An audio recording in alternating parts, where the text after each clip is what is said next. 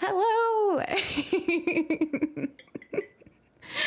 Hello, everybody. It's so good to see you. I absolutely love the It Gets Better channel, so I am so delighted to be here and even more excited to be with two incredible guests today and to be watching an amazing series that I know you all are going to love. Without further ado, I'm Lilith Fox. I am an ambassador for the It Gets Better project and a streamer here on Twitch and creator on YouTube. And I am just over the moon excited to be talking to you about queer sex ed because I cannot think of anything more important these days. So I would love to have our fellow guests introduce themselves. Maybe you could start, Frank.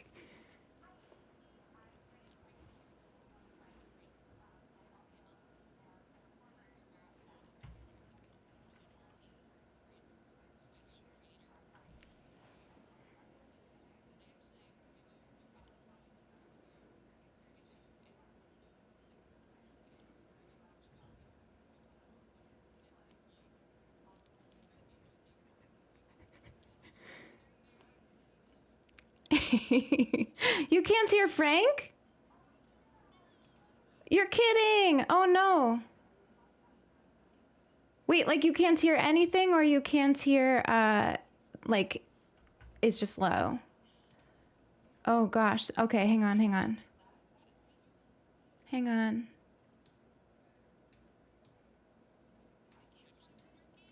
Yeah, they are.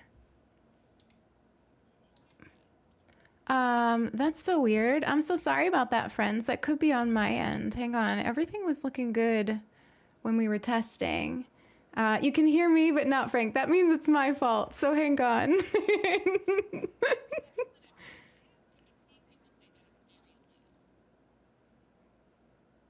Yeah, I'm seeing it's.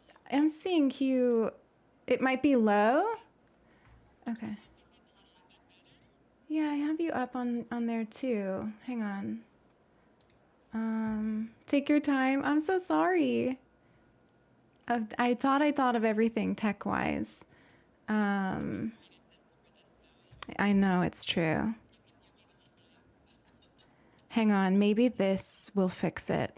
I'm gonna hope. Let's see. Did that fix it? Or can we hear now?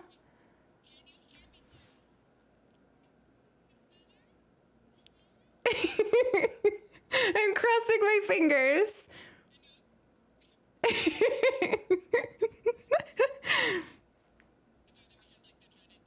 No. Oh no. Oh my goodness. Okay. There's an echo. I don't hear an echo, but hang on. Oh my goodness. Maybe we need to do a take two. Hang on. It's like Frank is super low. Why? Why? Oh my goodness. Okay, hang on, hang on. Let me see. Let me see. Let me like look real quick. And if not, I will go on BRB or starting soon again. We'll pretend this never happened. um, okay. Why would that not be working? Everything should be working. Um, hmm. Okay, let me try. Let me just plop us into starting soon and try a couple of things. We'll do a take two. Give me a second.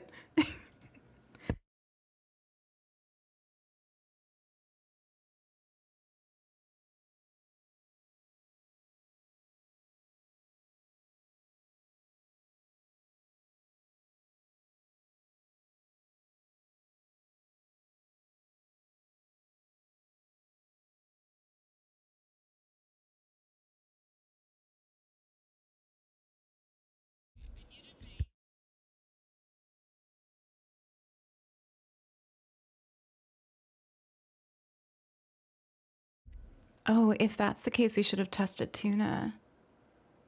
Hang on, I'm gonna try switching headphones just on the off chance it's an audio problem on my end.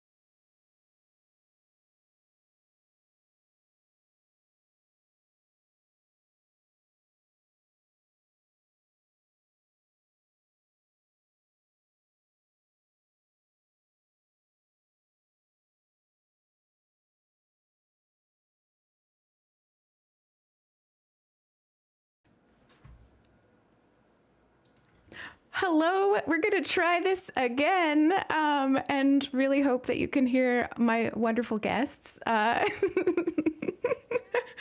Take two.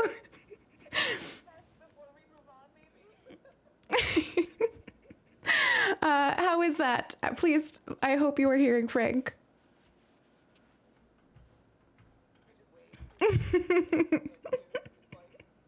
Wait, you're saying fingers crossed. Does that mean you're not hearing it? Or is that just stream delay? No?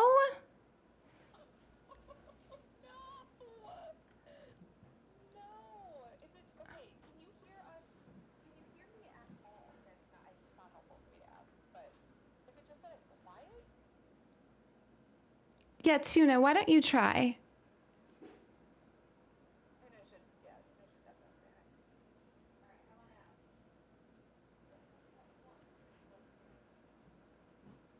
How is that? It's just so low? Why would that be? Okay, let me see.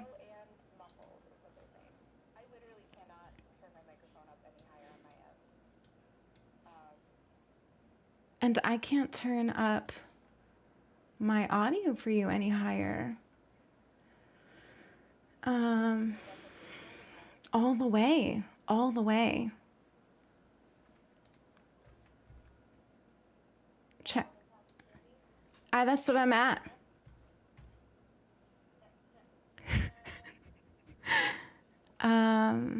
Yeah, audio should be.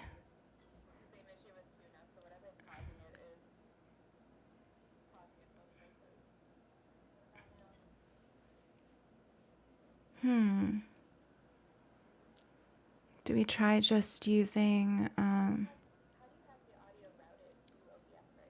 it's through my Elgato mixer thing, like the Wavelink, which does sometimes cause problems, but should be properly set up. I use it all the time.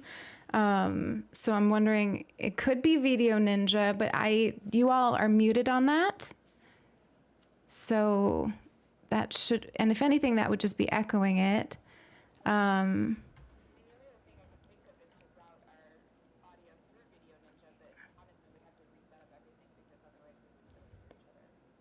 Yeah. So I think I'm going to try redoing my audio instead of using Wavelength. I'll just try it without, but I don't know what that's going to do. Mute Discord and unmute video. I don't even have like the audio for video coming into this. Like I didn't even set it up. I'm so sorry. I feel so bad.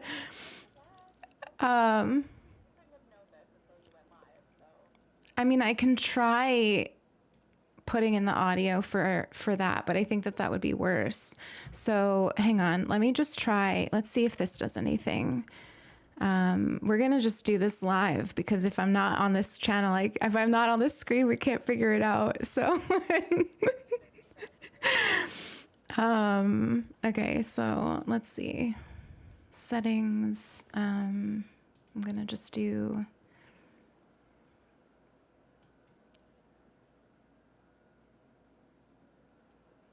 Mic.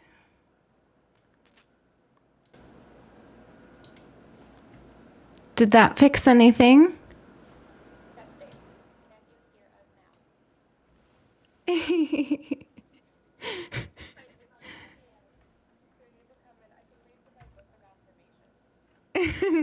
Not that they can hear you, but it'll be my ear. No, that didn't fix it. Okay.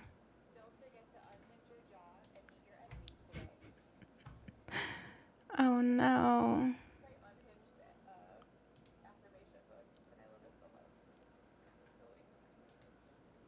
Okay, hang on. I'm gonna try one more thing. I'm gonna try another thing, and I'm gonna hope.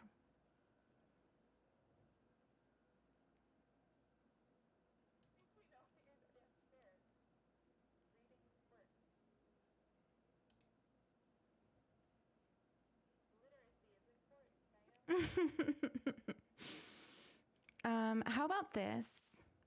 Did that do anything, pals? Talk.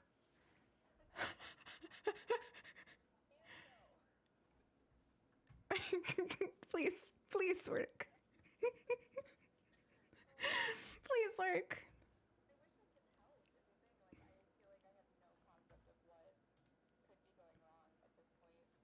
Me neither. That completely muted Frank. Well, that makes me feel at least I'm controlling your audio now. Um,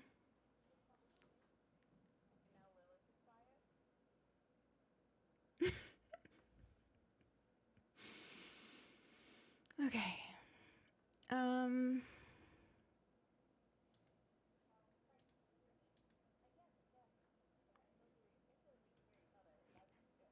yeah, we did lots of testing and everything was great. And then not. Um,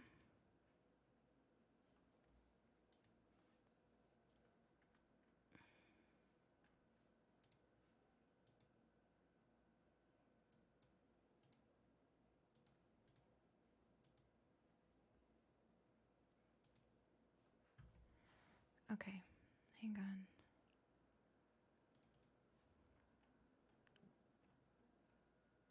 I'm gonna swap us to BRB. Okay, we'll be back.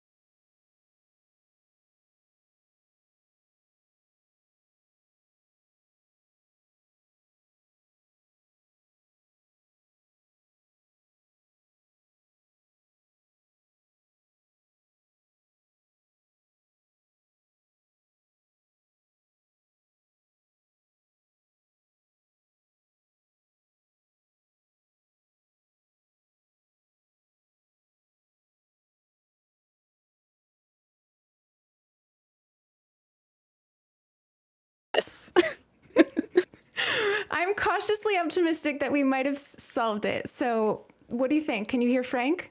Testing. Can you hear me? Fingers crossed. 30 minutes later. Right. Can, Ah, can you can y'all Did hear we me? fix it? Oh, please tell me I fixed it. Oh my and god. Tuna? Hallelujah. We Tuna, did it. Tuna, we lost your video. I don't know how that happened. But that I think we could fix. I'm so sorry, everybody.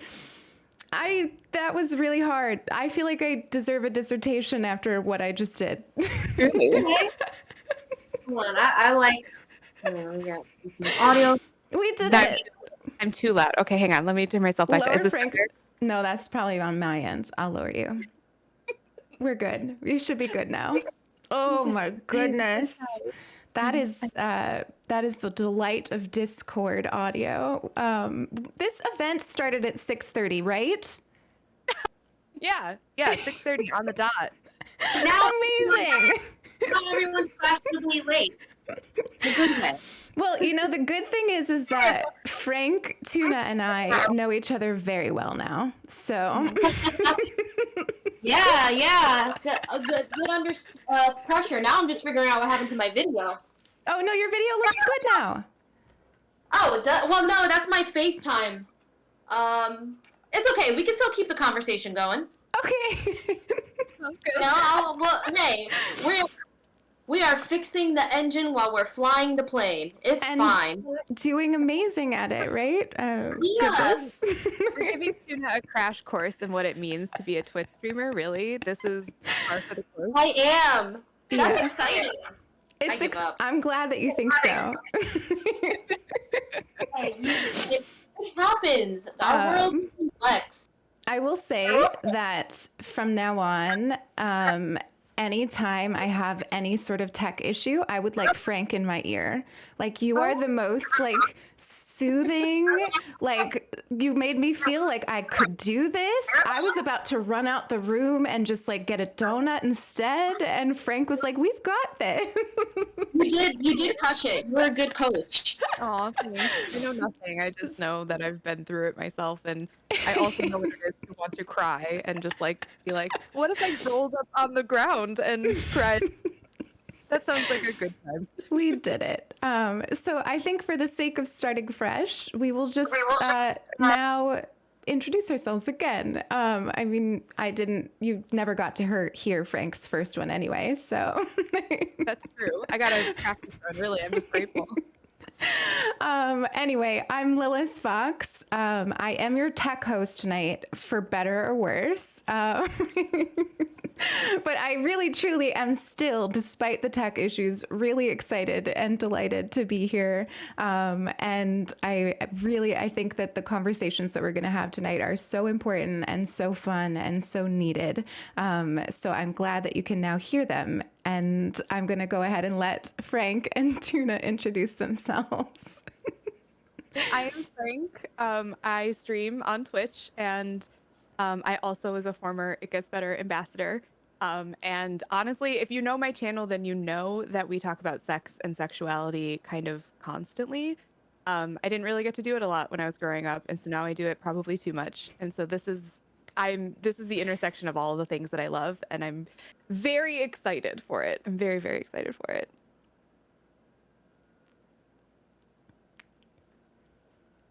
Okay. Take your time, Tuna. I know. Now it's like the pressure's on because I'm like, oh no, don't switch audio interfaces right now. I just got this notification. I'm Tuna.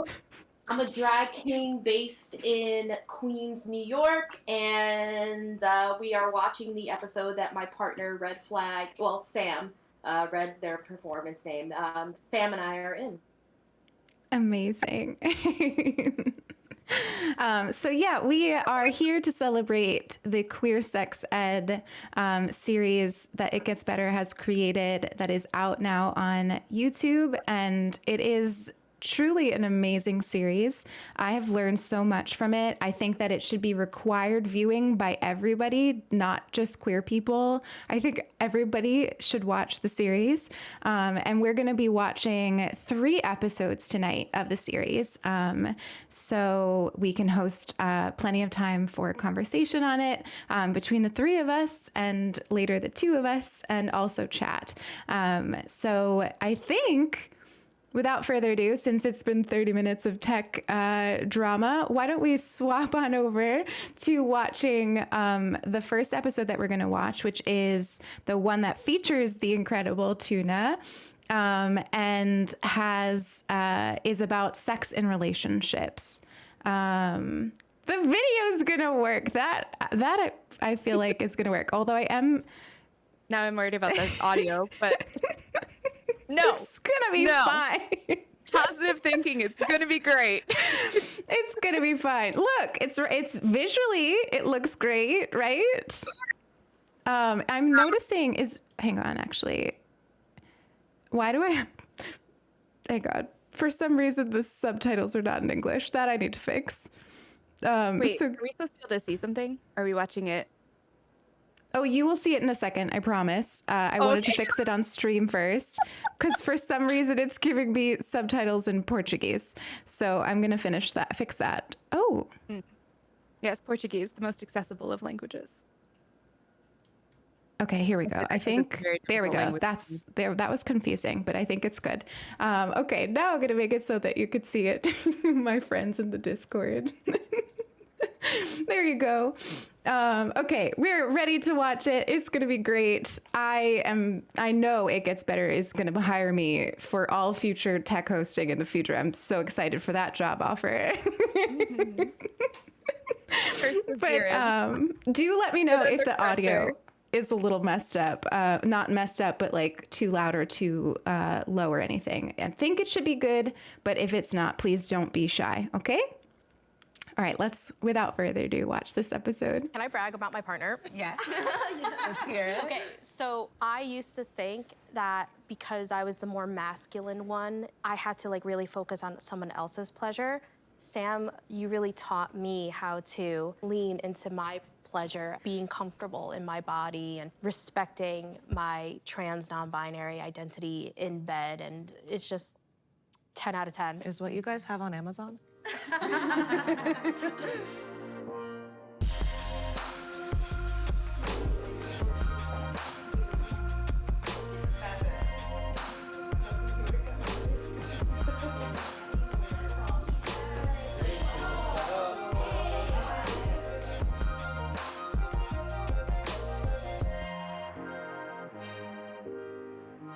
So what different types of intimacy do you get from different relationships? I love me my friendships. Yes. Some of us are hooking up, some of us aren't. Like, some of us may hook up in the future. So relatable. Hoping. I think those lines really like blur, you know? Like you can hook up with your friend and still have a deep, meaningful, like loving friendship. Recently, I started seeing someone. He hasn't been around people like us, just doesn't know a lot about queer people. And it's been a difficult time because I want to finish too. So it's like kind of hard. Yeah, exactly. Yeah. And like, I'm doing it for you, you're not doing it for me. It's kind of like difficult. Yeah. I think it's also hard sometimes to ask. Mm-hmm. It's hard to ask for what you want. It's hard to ask sometimes for what you need, to be able to verbalize that and like actually verbalize and articulate your sexual needs. I used to think that sex was the only thing that meant intimacy. Now I'm learning about emotional intimacy and having a partner who is like really there for me. And it's not rainbows and sunshines every single day. And we work on learning what is like, how can I, support you on a hard day, or, you know, or on a That's great intimacy. day. That's And intimacy. I'm learning that, and that's something that I didn't really have growing up as a queer person, a trans non-binary person. Like, we are omitted. We have no templates. Yeah, I think I'm demisexual, so that emotional intimacy has to be there for me to be physically sexual with someone. But I really am looking at how my friends like really contribute intimacy and understanding, like, when you're not available, like, how can I self-soothe myself for my own intimacy? So often in like romantic or sexual relationships, there's this ideal of what it should be, and we're like really trying to fit our relationship into that model, even if it somehow isn't working. There's a tremendous amount of work being done in the relationship anarchy movement, specifically to deconstruct these notions of what a relationship is supposed to look like, and instead maybe you prioritize your relationship with your mom because like that's the most important relationship in your life, or your best friends. And I think we're actually at a really exciting moment in getting new tools to like construct relationships that work for us and that are joyful for us. Honestly, I feel like I'm a non-sex averse asexual. So for me, sex isn't even that important. Like, I don't think, like, I'm attracted to people, but it's definitely aesthetic. It's definitely, I feel you on the demisexuality thing. Like, it takes a while for me to actually want to jump their bones. Again, the other forms of intimacy. It doesn't, if we're not wanting to have sex, okay, well, is there another form of intimacy? Can we cuddle? Let's play Twister. Can we play Twister? Can we go take a walk together? There are other ways to have intimacy than just sex or penetration. So I think it's really important to talk about how asexuality comes up in relationships. So we know that asexuality, or ace, is a really broad term. It can actually look very different based on the person who's identifying as asexual. Asexuality is a person who might not have romantic or sexual feelings, or it might be very limited in a way, or might be only under specific circumstances. But asexuality is not specifically due to trauma. Totally. I think it's really important to mention also that for some people, asexuality might be something that's very stable and that is consistent throughout the lifespan. And for other people, it may be something that they shift in and out of. I think it's really important accepting the full palette of experiences that can exist. Everyone has different needs too, to like kind of be in the mood. Like me, like, when I'm in the mood, I'm actually really stressed out. Like, sometimes like I need to like have sex to kind of get things out off my mind. Whereas like my partner is actually like, no, I need to have a clear mind.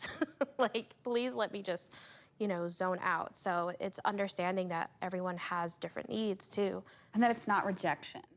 Yes. Oh yeah. Oh, Oh my that- goodness. When you get in that situation where your libidos aren't matching, or your moods aren't matching, or you're just not vibing, or whatever it is, like, it's not a rejection.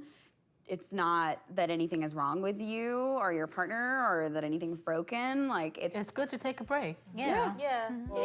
Hi, did you all have a fun time? Yeah. Awesome. I am super blown away. I think where I was really struck was talking about your compersion, big fancy therapy word for, I fucking love that word. right?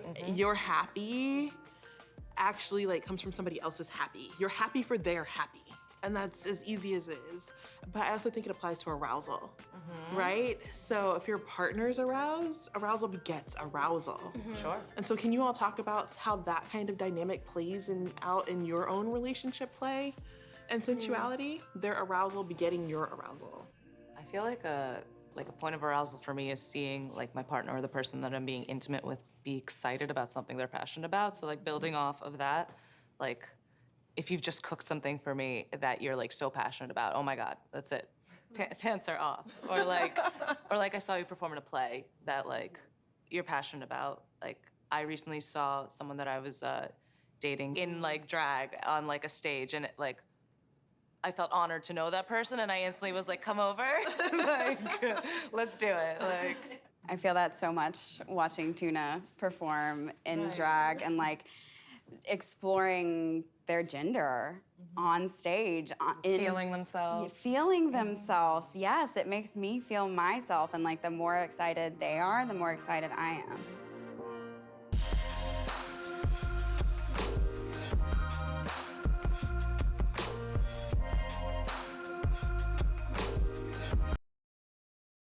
So that was an amazing episode. that. Tuna, how was that watching the episode? Did it like bring any memories back of shooting it?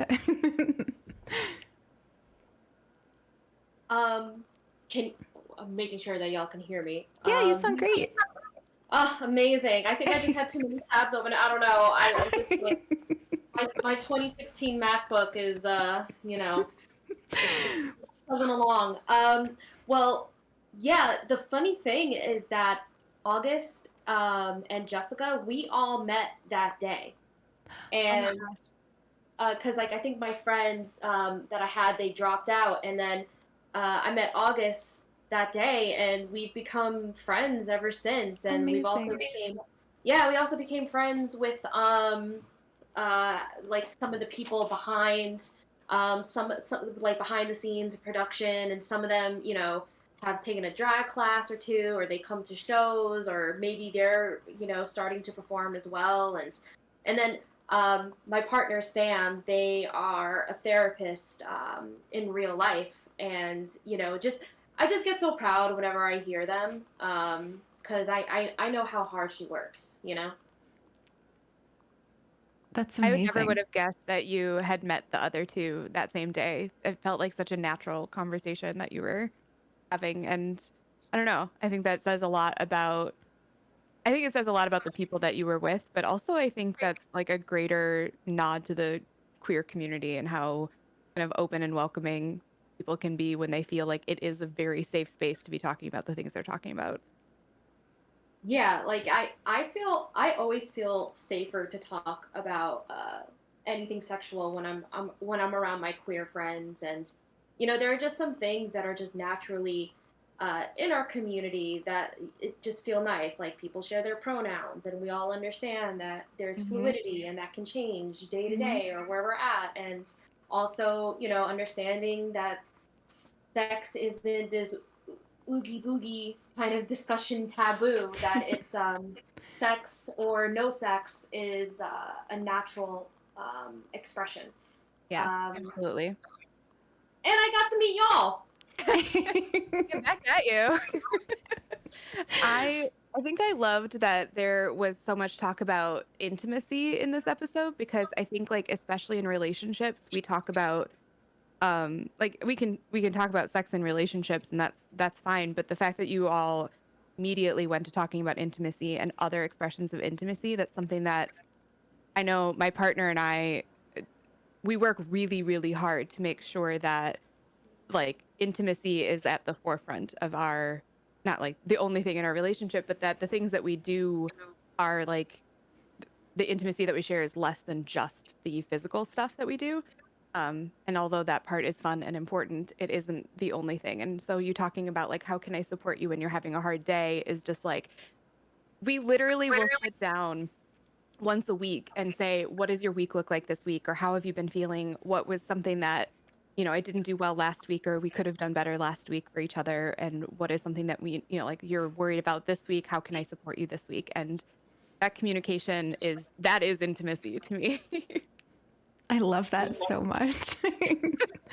I was also really happy to see like that being talked about, because I've found that for me, like my own queerness is very much wrapped up in like unlearning a lot of really bogus things that I learned about like sexuality and sex, and figuring out other ways of being intimate that are like, this is silly to say, but like just as valid, has been huge for me, and is so a part of like my own sexuality and everything. So I loved hearing about that. And I was also just like thinking about how awesome this series is, because I am one of these people who I love having conversations like this. I find it really healing to have conversations like this, but I don't have a lot of people like in my like real like offline life that I can sit down and have that kind of a safe conversation. And so I just like seeing you all comfy on the couch surrounded by like incredible books and things.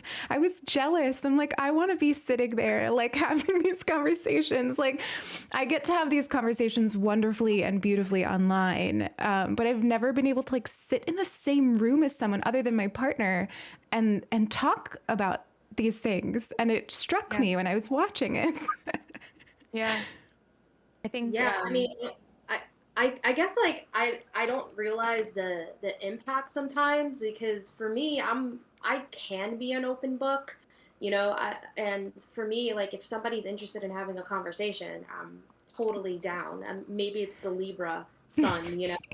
And I think the thing that struck out, because we had a viewing party at the offices, and we were able to stream all the episodes, and we met some of the cast members. And they said that, like, I'm really glad you mentioned that it's not all sunshine and rainbows. Especially as I grow in drag, and, you know, I'm on this amazing journey of, you know, being a drag king and performing. But sometimes when you're in the public eye, I guess, you know, we do feel pressure sometimes to be couple goals. And I think it's really important that it is to note that, like, no, like sometimes intimacy is required on the hardest days, like on the days where you're burnt out from work, or maybe there's not enough time to clean. And it really kind of shows that commitment yes. You have to your partner and or partners when you're exploring other ways of intimacy. Absolutely that. I'm poly, and I'm really open about being poly. And part of that is the constant examination of jealousy, insecurity. There's a constant discussion of it in our relationship. And it's not cute to talk about how jealous you are. Not cute to talk about you being insecure, because you're like, I shouldn't feel this way, and it sucks that I do feel this way. But the reality is that then the part that comes from, like, the good part that comes in there is that you can talk it out, and you can have that like intimate connection and say, why is this the thing that's coming up? Where is this coming from? How can you support me in the relationship? How can I support you in this so that we don't feel this way? And, you know, where can I work on myself to like work through this? Where is it coming from? But I try really hard to be vocal about it wasn't always good when we started opening our relationship up. It wasn't just like easy, smooth sailing from the get-go. Yeah, we did it, and we all had different partners, and everything was fine, and everything is always fine. It's not. It's not. It sucks sometimes. Like sometimes my partner will come home from a date, and I'll be like, "Ooh, I needed you today more than I thought I needed you today," and that's on me for not knowing, and that's on me for not expressing that. But like, this sucked, and let's talk it through. And yeah, I think it's really important to not assume that just because you're going through a hard time, the whole relationship is trash. Or just because you might have like a lapse in something, that the whole thing is, that is absolutely something that I think is fed to us by media, that people always know what they want, and other people that they're with know that they want that thing, and they can just provide it with just because they know that person so well, you know. So yeah, I think knowing that it's not always sunshine and rainbows in a relationship. Relationships are work. Totally. I love that. I also, I think that kind of goes back a little bit to what you were saying, Tuna, about like this pressure to be couple goals.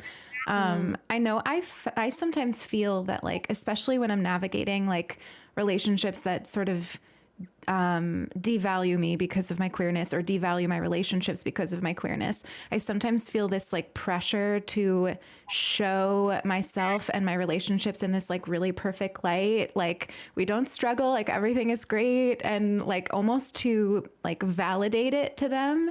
And I feel like that is such an important thing to resist, and both of you talking about that just now made me feel that even more. So thank you. No, I mean, I think that's really valid, especially I think as you bring up, like in a queer relationship, especially to places that are feeling like they're invalidating just because you're queer. You feel like you have to be like, it's the perfect relationship, because otherwise they're going to say, yeah, it's because, it's because of your queerness that you're having this problem, when in reality it has nothing to do with that.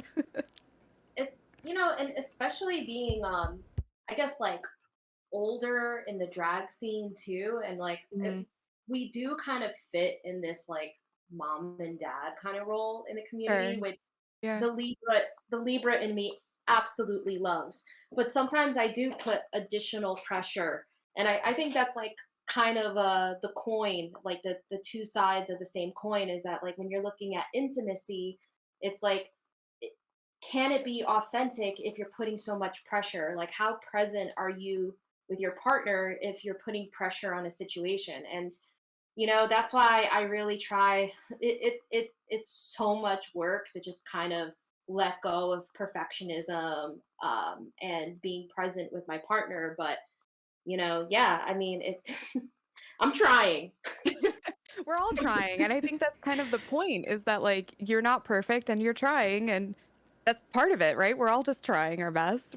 We don't know. We're all doing it live. It's like the Yeah. audio. Exactly. I mean, I know for me personally, I actually find a lot of comfort in when people are vulnerable enough to share the more like, rougher parts, or just like the real parts. Like, honestly, I feel comforted and more connected when I'm able to see that, especially in queer relationships, because, there's only so many of those I get to see in my life offline and, off media. And, they're just, it's not the same as like a real person. I know I have listened to you, Frank, talk about your relationships a lot, and it has done a lot for me. Even though I don't share that identity, I learned so much about communication and how important that is. And I don't know if I've ever told you that, but it's true. So like Sweet. that vulnerability, it means something. Yeah, especially with friends and Mhm. just other, like, who said it? Was it August who was like, you can go, hey, maybe we'll focus on your relationship with your mom. It was either August or Melina.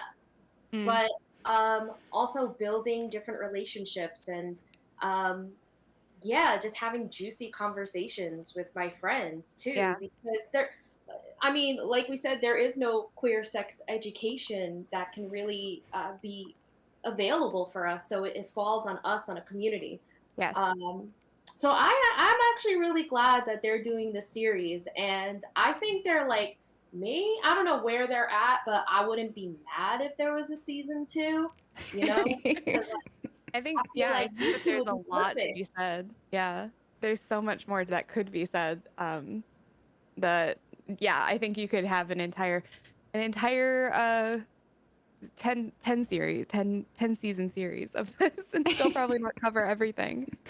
I think it was Um, you, Tuna, that was like, it could be on Netflix. Like you could see it on Netflix. And I'm Yeah. like, yeah, please put it on Netflix. Everyone needs to see this. It's really yeah, important. it's really, really Yeah. good. It's like this episode is, the first one that we've watched, and I feel like I could be talking about this for the next several hours, and just like in a relationship, and what is intimacy, and what are relationships, and like what are the different ways that we can look. We didn't even talk about and touch on, I love the term relationship anarchy. I think that's so incredible, and it's absolutely something. I remember the first time I was ever presented with something that was like, I had never considered that as an option before, and now I need to re-examine everything. And I was in college, and I had a professor who told me that she had been married to her husband for 20, 30 some odd years, and they didn't live together. They had kids together, and they just did not live together. And I was like, you can do that? You can just not, you could just do that? It was the first, and my whole brain was broken. And it's something that I considered and thought about, and was like, is that something that I would want in my relationships? Turns out, no, I really like cohabitating, but it's not for everybody. And like that, oh, it just, I love this idea of breaking down everything that we thought we had to do, and instead doing what feels good for us in our relationships, and whatever relationships those are, whether it be friendships, whether that be relationships with your families, or intimate romantic relationships, whatever that is. I love that breakdown. That is, Wow. yeah, absolutely. That moment of like, you can do this. I've had that moment so many times in my life now, and every time it's been a big deal. Feel like I can just not I could do it different. I could be with somebody who isn't a man. Oh, interesting. Yeah. I think that was the first one. I feel like now is the best time ever to be queer. And like, cause I came out in 2002, and like it was already completely different. When you think about 20 years ago, and like it was the progress that has been made, not without attack too, but you got something good when people try to stop it. Um, it's just like such a great time. Like I feel like this age that like the like not having to feel pressure to have children, like dinks, like dual income, no kid couples, and like kind of exploring that, and then like being the cool uncle, with like my nephews, and just like, I don't know. I think it's a really great time to be, I think it's a phenomenal time to be queer. I think it's the best time that we've had so far historically. Yeah. Yeah, definitely. You saying that, I'm like, I need a better word for like auntcle. Like I struggle so hard saying that, and I'm like, I never know what to call myself, but auntcle. I'll try it. No, I'm still struggling with it too, because like I'm socially transitioning, and like thank goodness I have a partner, like Sam, because Sam is like, whoo, like get you a Sam, like Sam's incredible. And like socially transitioning, I'm like uncle or uncle, uncle or uncle, uncle or uncle. Like just takes up a lot of space in my mind. I feel that. I've Did heard, anybody? Oh, go ahead, Frank. I was Sorry. just gonna say I've also heard like some like pulling from other cultures and other languages, and like I've heard like TT, which is like a kind of way to say, like it's like a tia tio, which is a Hispanic way of saying aunt and uncle, but instead they use TT. Oh, that's which I really think is cute. I love Yeah, that. that's actually how I came up with my name for Theo, because it initially started as TA, and like I was like, oh, okay, like because I was like, what's between what's a genderless aunt and uncle? So I was like, oh, TA. Yeah. And then I was like, Theo. Perfect. Nailed it. I love that. Some tuna lore. Yeah, all the lore. I was wondering if anybody in chat had any questions for the wonderful tuna melts before we let them go and watch a couple of more episodes.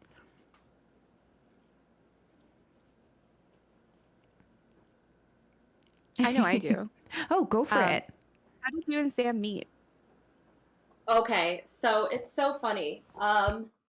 So I've always had a hard time dating because, I identify as non-binary, and, it's hard for me to form connections sometimes. So by the time I was like meeting for Sam, like my settings on my dating apps were like 1 mile. Like I had completely given up on love. I was like, it's not for me. I'm just gonna work, nonstop. I'll be, I'll be the cool, uncle that travels the world, and love is just not in the cards. It's just not meant to be. So then while I was away in a retreat, I was actually, this sounds wild, but I was actually in Canada. And then I matched with Sam on Her, which is like apparently like full of bots. And like it was just like a miracle that Sam and I matched. And then of course like stereotypes, neither of us spoke to each other, but Her has that question, that like it asked. I know someone's like, oh my god, her. And I was like, guilty. But her pops the question for you. So it was like, if you can travel anywhere in the world, where would you go? And I think I put and it just so happened that that week I was in Canada, and the week before I was in Barcelona. So I was like, you know what? I got the travel bug. I'm just gonna say, you know, Alaska and Bali. You know, like those are the two places I would love to go. And then Sam started writing back, and like, here I am in Canada, you know, talking to Sam, and she thought I was just total catfish. Like, okay, what am I gonna tell people? Oh, this person that I'm talking to that just happens to be in Canada. And like, so I was dating for, you know, I was dating for a while, so I know in like that modern dating sense that like when you really like someone, you gotta like meet them and you gotta show interest quickly. So I was like, Yeah. okay, I'll meet you Friday. And like it just so happened with the 1 mile radius, like Sam lived down the block from me. So I was like, I'll meet you here, you know, in this place in Queens. And Sam was convinced that I was gonna stand them up. Like convinced, because like I'm the fake person. I was Sam's first internet date ever. That's amazing. That is amazing. I was like, must be nice. Must be nice. Like I have been on so many horrible dates. And we went out and we had like a 4-hour conversation, and you know, and it's just been history ever since. You know, it's 3.5 years later, and you know, like we have a beautiful life together, and we've definitely put the work into it, because you know, our first year was messy, but you know, Okay, just fulfilling some stereotypes with that one. It's okay. yeah. Well, it was, you know, it was messy because both Sam and I had our guards up so high. It can be a night. I have some nightmare date stories. Oh yeah, but Sam was not one of them, and Sam's just incredible, and you know, like really taught me a lot about like love and partnerships, because there were people in my life that I had love for, but they weren't partners. Yeah, absolutely. You That know, is, and like, yeah. yeah. And Sam's both, and like Sam's someone that like whether we have a good day or a bad day, like the commitment is there. I'm like, you know what, we're gonna get through, because at the end of the day, you know, I'm committed to living this life with you, and however that looks like, and we're gonna get through together, you know. And Hallmarky, well, not Hallmark, well, no. I mean, we should have our own queer Hallmark. We should. We should. We need one. I love that story so much. That's so beautiful. It is really So beautiful. it's really interesting to see like all of the kind of notes that match. And I'm like, is this a gay thing? Is this a queer thing? Or is this just like you happen to have that in common? But that's really lovely. Oh.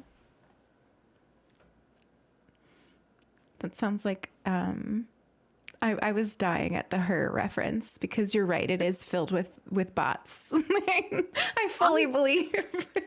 I didn't know that, because me, like, I hadn't dated really. Like, I would just like hang out at bars, but I never did online dating. So for like years, I was on Her. But like, it's funny because like Sam was like, "Oh my God, did you get so many messages on Her? Just like people just like, you know, messaging you?" And I was like, no. There's like awkward moment in our first date. I was like, oh no. Oh. Yeah, I hated dating. I was like, oh boy, I'm happy to be. But you know what? I have to say, being in a great relationship does open up more conversations about like being ethically non-monogamous, and what that could look like, and exploring those options, and what ethical non-monogamy can look like for a non-binary person or an ace person. And I don't know, it's juicy. All the juicy things that come with our community. Yeah, absolutely. I mean, hit me up anytime you want to talk about it, because I could for days talk about it. So. I'm telling you, season We 2. love you for it. Season 2, yes. I'm eagerly awaiting season 2. I don't even think season 1 is finished yet. I think that there's still more We're episodes just out coming here out. like, we need No, more. I'm saying you should pitch it. Don't even wait. Y'all pitch it. I'll be like, look, you're doing a season 2. This is important, and we're on it. Like, y'all are just like there because we said so. Now, and on Netflix. Come on. I know, and it's happening. I mean, if we could all, yeah. I'm like, you know what? Yeah, it's happening. Give it to the universe. Give it to the universe. The more people seeing it, the better. Well, this has been so awesome talking to you, Tuna. I really enjoyed learning from you in the video and also in person. All of my fingers are crossed for a season 2. I've learned so much from you both too, and like I want to play video games. Oh yeah, we got to make that happen. We're gonna make that happen. I already said, I'm like, we got to get Tuna on here. We got to play some Dead by Daylight or something. Okay, well, yeah, as long as we play together, because scary games. I don't know. That's all scary games. I need to play with people when I play scary games, and like I just need to watch. I'll be like, "Ooh, scary," and then I'm like, "Okay." We got you. We got you. We'll take you under our little wings. It would be a blast. I would absolutely love it. And I'm over here like, I might need to go to one of your shows because I'm actually not that far from them. So I would love to. Now is an incredible time for drag kings and drag things. Drag things are drag artists that don't identify in the binary. So yeah, it's just so much fun, and we just keep building the community. So I would love to build like the Twitch community and the drag community. I have a show on December 3rd. Yes Mama, at Come On Everybody, I think. But that's the next one. That's the next one I have. And of course, like the Cake Boys have the Drag King and Drag Thing competition, so I'll be there on the 9th. Just supporting all my friends and, watching them shine. Amazing. Well, thank you so much, Tuna. I know that I speak for everybody when I say it's been a delight having you on the channel. We're going to say goodbye to you so that we can watch the next 2 episodes, which are just as good as the last one. So, chat, you are not ready. Thank you so much, Tuna. Take care. Thank you. Alrighty, here we are. So, Frank, are you ready to watch another 2 episodes? We have Disability and Sex and Self-Pleasure Stories to watch, both of which sound amazing. I'm so excited. I'm so excited for both of them. Let's ask which ones of these we wanted to watch for tonight. And I was like, is all of them an option? Honestly, they're all so good. And one came out today. I don't know if you noticed, but it came out like right before, and it's on STIs and sexual health. And I'm like, I need to watch this. Oh my God. I need to watch it now. So why don't I move us over and do you want to do self-pleasure stories next? Does that sound good? Okay. That sounds great. All right. So I'm going to move us to this screen now, and we'll watch this. And you should still be seeing it, right, Frank? I am. Okay, perfect. Oh my gosh. It again. How come? Actually, a lot of times when I'm watching on my own on YouTube, it always puts it into German. I don't know if anyone else has that problem, but it happens to me every time I watch something on YouTube. It just puts it into German. Use a VPN? Maybe that's why. No, I don't. I don't know. I don't know. All right, awesome. Let's watch this one. I'm so excited. Been with themselves and was just like, wow, I love this, and like brought it into the bedroom with someone else. Oh, absolutely. Like I'd like.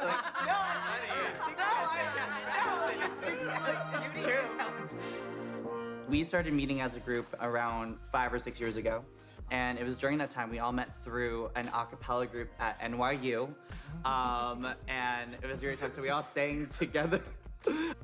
It was really the first time that like I felt like I had like a group of queer friends, which was so refreshing for so many reasons.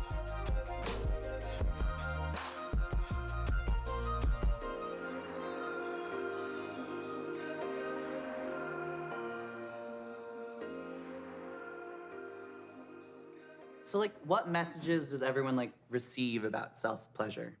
There was a point in time where I did feel guilty after every single time, but that was because I knew nothing about it or knew if that was good or like I knew nothing at all. I think that like I viewed it as like a task or like a chore instead of like an actual way to like experience any form of pleasure or happiness or satisfy myself. I always received messages of just like fear. There was like a very like forceful open door policy. So it's like I never like had much privacy growing up. And it's like self-pleasure requires, in most cases, an abundance of that. Yeah. I could not go to sleep if I didn't do it. It was embarrassing. However, now as the other hormones are, you know, they're fluctuating and they're changing and like estrogen is becoming more dominant in my well, the only thing in my body at this point, but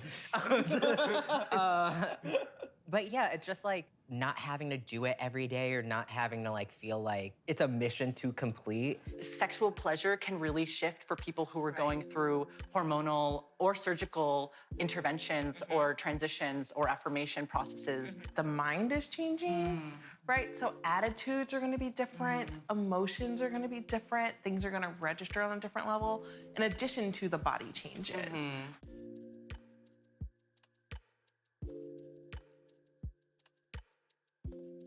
The messaging about self-pleasure turned into, this is important work that like you should be doing to, you know, learn about yourself and explore. As queer adults, I think we're all responsible for like, you know, having our intimate moments with ourselves, honey, okay? Yeah. And learning about ourselves. So I'm glad that it switched kind of like from shame to a message of kind of like, you know, it's empowering now and it's important.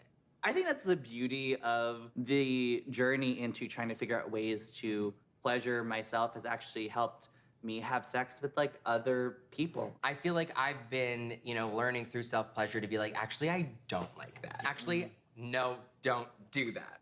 For me, at least, like a lot of ideas about like race and ethnicity also play a big role because about the ideas of how cultural and structural ideas have infused their way into like, hey, you're this, so this is your position. And I think that's something that I am trying to unlearn is like sometimes you just won't like things. It's like that feeling of, I thought I was gonna wanna do this, but now that we're in this moment, I'm realizing that I don't want to, and I'm still having a little bit of trouble, I feel, expressing that sometimes. You know, there's different strategies for negotiating consent with people you're just meeting for the first time. Some people like to do it through text, like, what are you into? What are you down for? Like, what do you call different parts of your body? And other people might wanna like meet in person first and talk about it there. But I'm only giggling because you mean it doesn't look like two people at the end of a long table with a long contract trying to read through exactly what's gonna happen. which is like kind of how it sounds when you're talking about consent, right? But I think the most important thing is like for each person to be able to communicate what their needs are and what their boundaries are and do it in whatever way that's most comfortable for them and most likely to happen. So like, what's a myth that you feel like you are either unlearning or unpacking about your body? I think the biggest myth about my body that I am trying my hardest to like unlearn is that like I shouldn't love it. Period. Yeah. And like, not to be fake deep, but like that is my answer. My relationship with my body really only started last year. And like, I don't think that I actually like ever inhabited my body. That's a very 24/25, because I'm 25. Is like a long time to like dissociate, but like it be like that sometimes. But I feel like one big thing that I like really unlearned though, like the first thing I had to was like the fact that like being seen as a Black man, like having to be like a certain body type that is not my own, kind of like wishing for so many years, especially in high school, like, oh, like I should start working out and like even being pressured by like my family, like my friends, like you have to feel shame for yourself before you love yourself. Yeah. And like that seems weird to me. I would see like all of these like people and friends happy in a relationship, and I would sometimes be like, maybe if I was skinnier, maybe if I was more muscular, maybe if I was prettier, maybe if I was just like better, then someone would want me. That idea was really hard to cope with, especially when like sex is such a huge part of like intimacy when you are coming of age. Because I think that there's a little bit less insecurity as like I have matured and like gotten older and actually gotten to like accept myself, and also like been more comfortable with the idea of like, you know what, I don't think anyone fucking cares. I don't think anyone cares as much as I do. But it's something that is going to always, it's like a voice that has gotten softer or gone lower in decibels. So great, like, every single year. Yeah. that it has. They say it all the time, but you never believe them. It's like you're not gonna find like the love for yourself in someone else. Oh, girl. You're always making yourself vulnerable. You know what I mean? Yeah. Like anytime you let somebody else like into your life at all. I don't like it. I don't want to do it. Oh my God.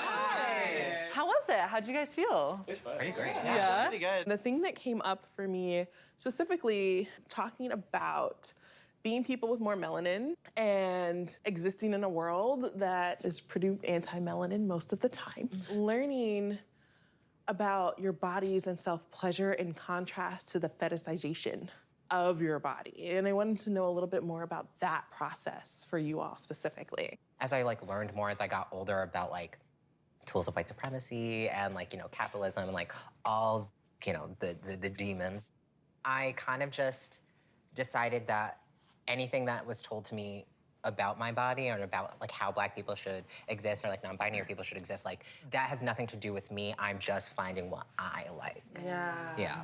Is there anything else that y'all want to mention? Yeah. Like some final words of wisdom? Y'all were so wise. I feel like it was such a rich conversation. As like I do think that I am positioned as a more wise person now than I was like when I was like 15. But I will say that like I'm still like figuring it all out, which is why I think that like checking in, education, therapy is wildly important. Like it's so important to realize like we never really stop figuring it out, but we do become a lot more clear in like who we are as like we get older. So I guess my last note would be to not expect that you have everything figured out. It's a continuous growing process, and not be so hard on yourself. So yeah. 1, 2, 3. Goodbye.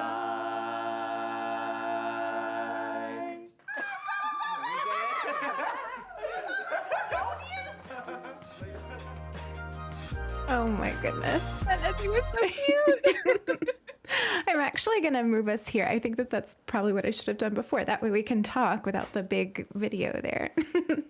Oh my God, that was such a good one. There is so much to talk about. I feel like I have so many things that I like, every single thing that they were bringing up and then some. Like, I have so many things to say. Please get us started. You go for it. I want to start with the teaser at the very beginning where they're saying, have you ever done something in the bedroom and then brought it to a partner and been like, hey, I like this?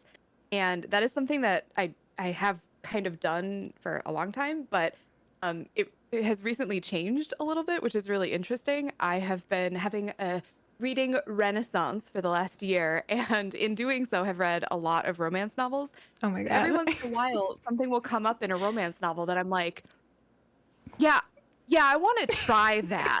I want to try that. And so what I literally will do is like, I listen to a lot of audiobooks and I will just simply play the scene for my partner and be like, that I liked that. I don't want to unpack why I liked that. It's less important. We should consider this as an option, I suppose. And it's really nice because then we either try it and it's great, or we try it and it does not fly. But either way, it's like, this is a way that I can like bring this into into the relationship. It's not like all the time, but every once in a while something will come up and I'm like, If it really works, you know the author was writing from experience and not just like making stuff up. No, I love that. And I also, right after that, they go into like the thinking about how it was, I know you and I think you and I share this background of it being like a shameful thing. Absolutely, yeah. And that was the message I got from like my parents. It was the message I got from school. It was the message I got from church. It was just really thrown at me. And so I feel like I came into like, like maturity, not knowing my body at all, not knowing my limits at all, not knowing what I liked at all. And then add that to like really some of like just the absolute worst like messaging about like what kind of like what relationships look like and what they should be like. And I feel like it was a train wreck, and I think about how if I had this kind of messaging, then oh my goodness, it would be such a different experience. I can't Let me even ask you, if you're conceptualize it. comfortable. Please If you're do. comfortable Yeah. answering this, please just be like, no, that one's too far. But you just simply not masturbate then for a long time? No, Or did I you do it and feel shame? did it with shame. And It wasn't I the am experience of like not doing it. It was just like, I hate myself for doing this. I am a hypervigilant creature, and I have always been that way, especially around family. So what it ended up being was just, little me, like doing that, just listening out for any possible footsteps or breathing, anything. And like, yeah, I mean, that's where this comes from. Like, there are things that I've actually carried into my own like adult sexual pleasure that I 100% can guarantee are because of young me being hypervigilant masturbating. One Yeah. is that I take a lot of arousal from audio cues because that's how I would like, I wouldn't watch porn or anything like that. I would listen to it so that I could listen to it in headphones or listen to it at a super low volume so that it wouldn't be like I couldn't be caught. And also, I have like an amount of arousal that I get from the idea of being caught. Like not necessarily like public sex, but like kind of this like concept of somebody could walk in on us, we could be caught at any moment. Like there's a like, and both of those things I guarantee you are because of years that I spent thinking like, what if I get caught right now?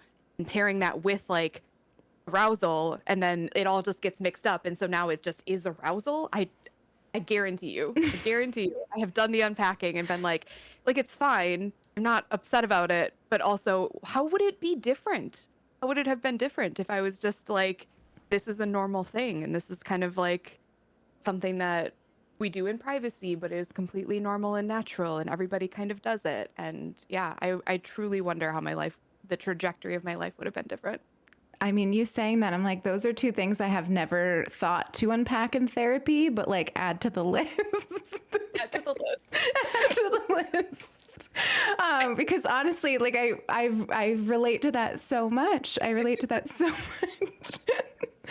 Okay, your kinks are actually trauma, but yeah, I mean, seriously, because it was. What is a kink other than like taking our trauma and putting power to it? So yeah, it's all fine. And I always am thinking like I think a lot of, I think because of my background, I think a lot about like the ways that we sort of like generationally just keep doing those same things to each other. Like, and like, I imagine that like my mother probably had the same experience, and then my grandmother before that. And it's sort of like, no one's ever, I mean, I guess, things have changed. Like Tuna was saying, it's a great time to be queer. A lot of these conversations, I think, probably also stem from like the queer community. But like, I don't know. I just think to myself, like, you never thought like that maybe wasn't a nice thing to do to me. I don't know. Yeah, I guess like, I don't know, I guess your entire background, but my family is quite religious. And I think that my mom probably still carries a lot of shame. Or I don't know. I guess I've never had a very open and frank conversation with my mother about it, but I have to imagine that she has her own bits of shame that she still has not worked through and maybe never will work through. And so maybe she felt that way, but she probably kind of didn't understand how to approach it in any way Yeah. other than like, I think we can be upset and like angry that generational trauma is happening, and I think the best thing we can do is try to break that for future generations. And Definitely. things like this series are so important for that reason. And conversations bringing queerness into sex in the way that we talk about it publicly and the way we represent it publicly is so important, because So important. yeah, like this is stuff that I never really even considered. And I remember the day that all of my like my girlfriends growing up, the day that we all like talked about the fact that we masturbated. We were, I think, sophomores in high school, and they all were like, "Yeah, no, I do that," and it was like this big revelation that everybody did it. And I can tell you how much shame I had for the fact that I was doing it. And that is that all of them said, "Yeah, I do this and have been doing this for years now." And although that was also true for me, I was like, "Absolutely not. I've never done that before." To my Yeah. best friends, to like my biggest confidants who knew everything about me, even to them, I was not willing to admit that because I was not willing to admit it to myself that it was a thing that I did. And I kept Yeah. that inside for so long. And it wasn't until I like was able to kind of break away from living at home and kind of like being surrounded by that culture that I was able to really like come to terms with this is the thing that everybody does and it's a normal thing and I can kind of like reinvent myself as not that person, I guess, anymore.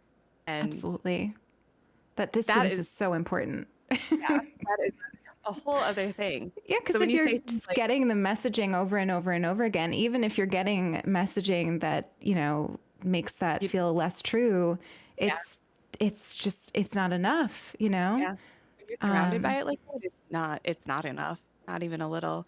I yeah. think like when you say like I became an adult and kind of came into myself like not really knowing as much about my body and really like knowing because what you do know is suppression. Like I did that and then immediate shame for doing it.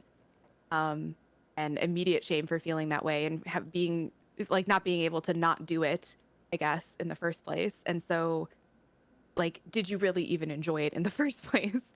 And I don't I don't know about you, but my experience masturbating as an adult has been a wildly different experience. Like I take my time with it.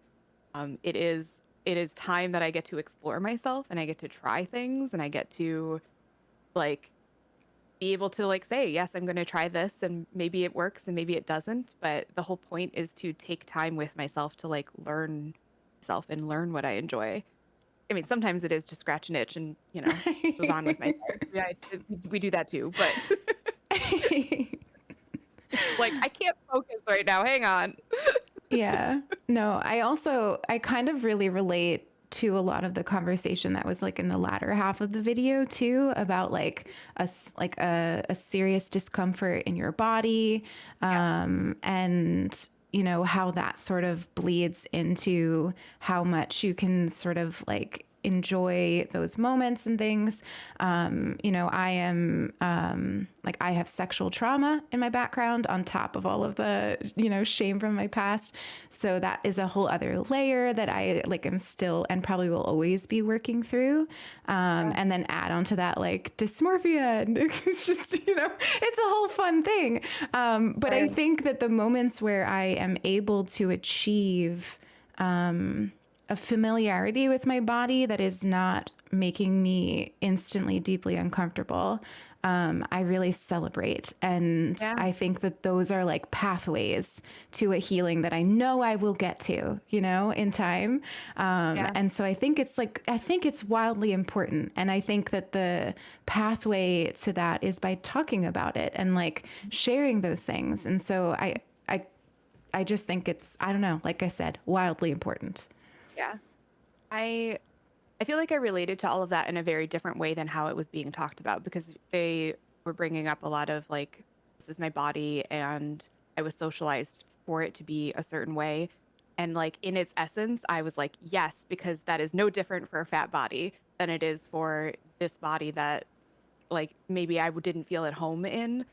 Like that part is a little bit something that I don't identify with. I'm cisgendered and I'm very fortunate to feel that way, but I do very much relate to like I never felt beautiful growing up. I still have days where I hugely reject the way that I look and the fact that my body could be seen as a sexual thing or could be desired by other people. Because the entirety of my upbringing, I was told by people very close to me that it should be different and I should look different. And that the way that I look is not right and that people don't like you and they won't like you, and that whole idea of like you should be better, and maybe if I'm better then I will be a person that people like want to be with. And it honestly, that is something that I think is a constant bit of work. I would love to say that like one day I'll get to a place where that is just like a given, that I just love my body every day. And it just, I have lived in it long enough to know that that's not going to happen. I will always, always have to work at it over and over and over again. So yeah, the days that you do celebrate the days that you feel good and you feel like this is something that is like I'm connected to myself, that I feel myself as a sexual person and a sexual being, and that I feel good in my body. Those are all things to be celebrated. And it starts with you, right? It starts with you kind of exploring your own self. I was just going to say, I feel like I celebrate it all the more when I get myself there. Like, if I'm feeling that way because of somebody else or an incredible partner or a compliment, like that's all one thing. But if I am able to get myself there to like feeling like I'm actually in my body and I'm liking it in there and everything feels right. Like when in the moments where I do that, that is a feeling I will always chase. I think it's more impactful for so many reasons. I think it's easier to disassociate when somebody else is involved. You can just have an outer body experience and like that thing feels good and is happening to you, but it's kind of happening to you. Whereas when you're doing it for yourself and you are feeling that way, looking at yourself, touching yourself, existing in your own body, being wholly present in your body, that like there is no running away from that. There's no running away from yourself in those instances. And so, yeah, it's a really, I think, very beautiful thing to like have those feelings and that experience, but also without the help of anybody else. Yeah, definitely. I couldn't have said it better. I love that so much. I'm trying to think of what else the video touched on, if there was anything else. Was there anything else you wanted to make sure we talked about regarding it? I'm trying to think. Like They there were covered so definitely much. I know they did. They talked about so many different things, and I was like, oh, this is more than just like masturbation. Oh yeah. I think is really fun and important, but I don't think is. I mean, it's like half of what they talked about. To be honest. Consent. They talked about consent, which is a good thing to touch on for sure. Yeah, I was laughing at the like contract idea because I don't know about you, but when I was growing up, first of all, consent wasn't even talked about. Like, in fact, I got the opposite messaging. I got the messaging of like, you need to protect yourself. Because everybody, I grew up a girl. Girlhood was all about, people are going to want this, they're going to take it, and it's your fault if they get it. Which, that added to the therapy dollars. There was no talk about it being like this mutual thing that is agreed upon. Even the conversations when I first started having them felt so awkward and clunky, and I didn't know how to do them in an organic way because I'd never seen them done in an organic way. And so I think I related so hard to the idea of it being a contract because that's how I thought of it at first. And you think it does kind of feel that way, and you think about it, you kind of think about it like as this like very like structured actual thing. I think consent is something that I got to be really familiar with in the poly community because it's like, or the polyam community, because it's like not just your own boundaries, but also their boundaries, and also any partner that they're with's boundaries, and your partner's boundaries, and everybody's boundaries are involved. So it's not just a conversation that you're having with one person, it's a conversation that you're having with like several people, sometimes at once. And you have to kind of always be meeting people where they're at with it, which is, you do what you can. I can tell you from experience, I don't remember which sex therapist had said it, but one of them said something like, it doesn't really matter how you're doing it so long as you are doing it. And that is something that I 100% relate to. If you are having a hard time having a hard conversation and best way to do it is to email your partner. Just email your partner. It's not that big of a deal. So long as you're getting your point across and so long as they are receiving that information, it does not have to be a face-to-face conversation. And I think that is another one of those like relationship anarchy breakdowns that I love so much, that like, yes, there's something to be said for like having voice inflection in difficult conversations. And maybe at some point you do want to move that to a face-to-face situation, but it doesn't have to start there. And if it's too difficult to bring it up in that way, you don't have to. That's not how that has to work. But yeah, just like this idea of how to talk about consent and boundaries. I feel like I count my lucky stars about some of my sexual experiences that I've had when I was younger. I've had my share of really crappy ones, but some of the more formative and like some of my firsts, I guess, were always with people that were very good to me in those ways. In asking, like stopping and asking, like, is this okay? Are you okay? And I don't know that I would have known how to say no in the moment because of just kind of being raised a girl. But they at least asked, which I give them a lot of credit for. That's not their fault, you know?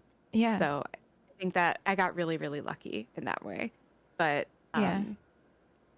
yeah, I think even just like looking back and being like, yeah, what would I have said if it wasn't though? Because I don't think I would have said no. I think I would have been fine with it and I would have just gone with it anyway. Yeah. And that comes from lovely socialization of just like, that's what you do. You're in that minute, you're in that moment. That's what you do. So Yeah, that's absolutely. its own can of worms, I think. And yeah, it comes back to like why talking about this stuff is so important and why like having these conversations around people who are still like kind of forming their opinions about how they want things to go is so, so important. Because I was much too old when I realized that it was okay to say no at any point to any person. And that includes somebody that you've had sex with many, many times.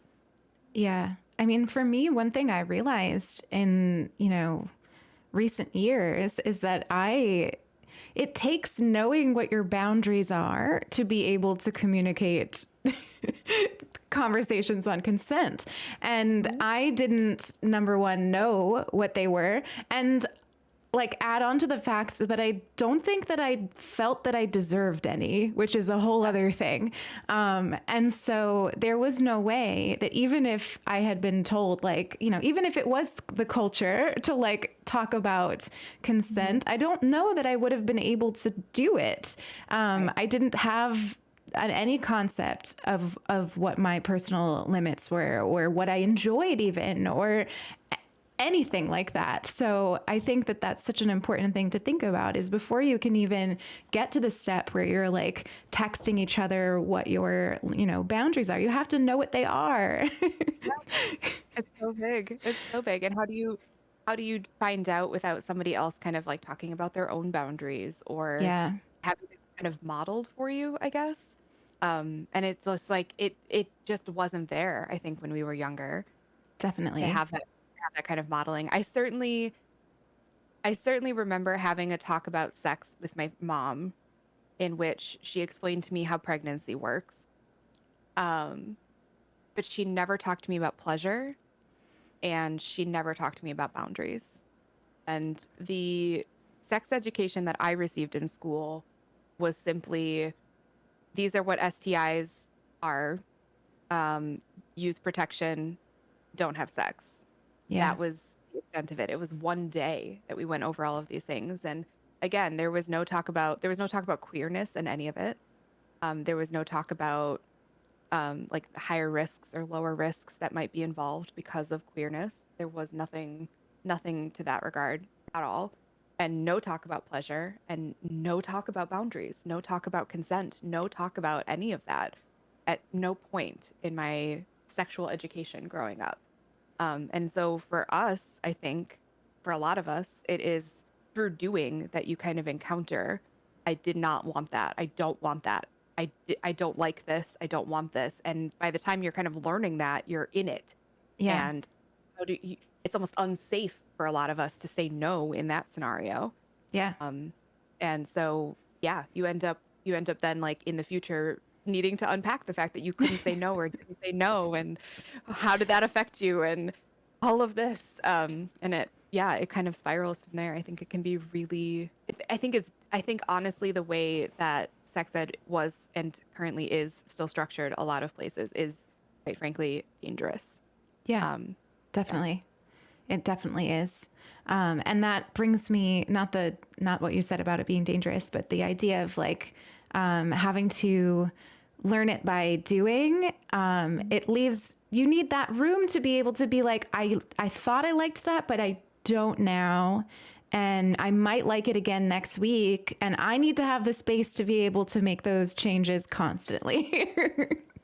Like even now, like I'm still learning who I am and unpacking stuff on the daily. Like I need to have the freedom to change. And that's usually the biggest thing that I communicate is like, I don't put me in a box. Yeah, absolutely. I talk a lot about that kind of thing with my partner because every once in a while I'll be like, hey, can you try this? Can you say these sorts of things to me? Can you like go down that avenue of talking to me while we're having sex? And they will try something on and I'll be like, okay, not that one.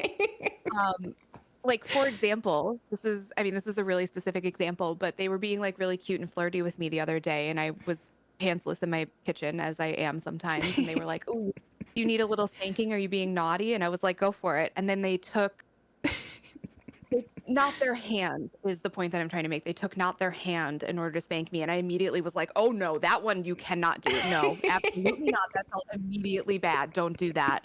So it was like spanking, yes, spanking, okay. Please enjoy flirting in that way, but also maybe not with a tool because that one brings up some memories that I don't want to go down.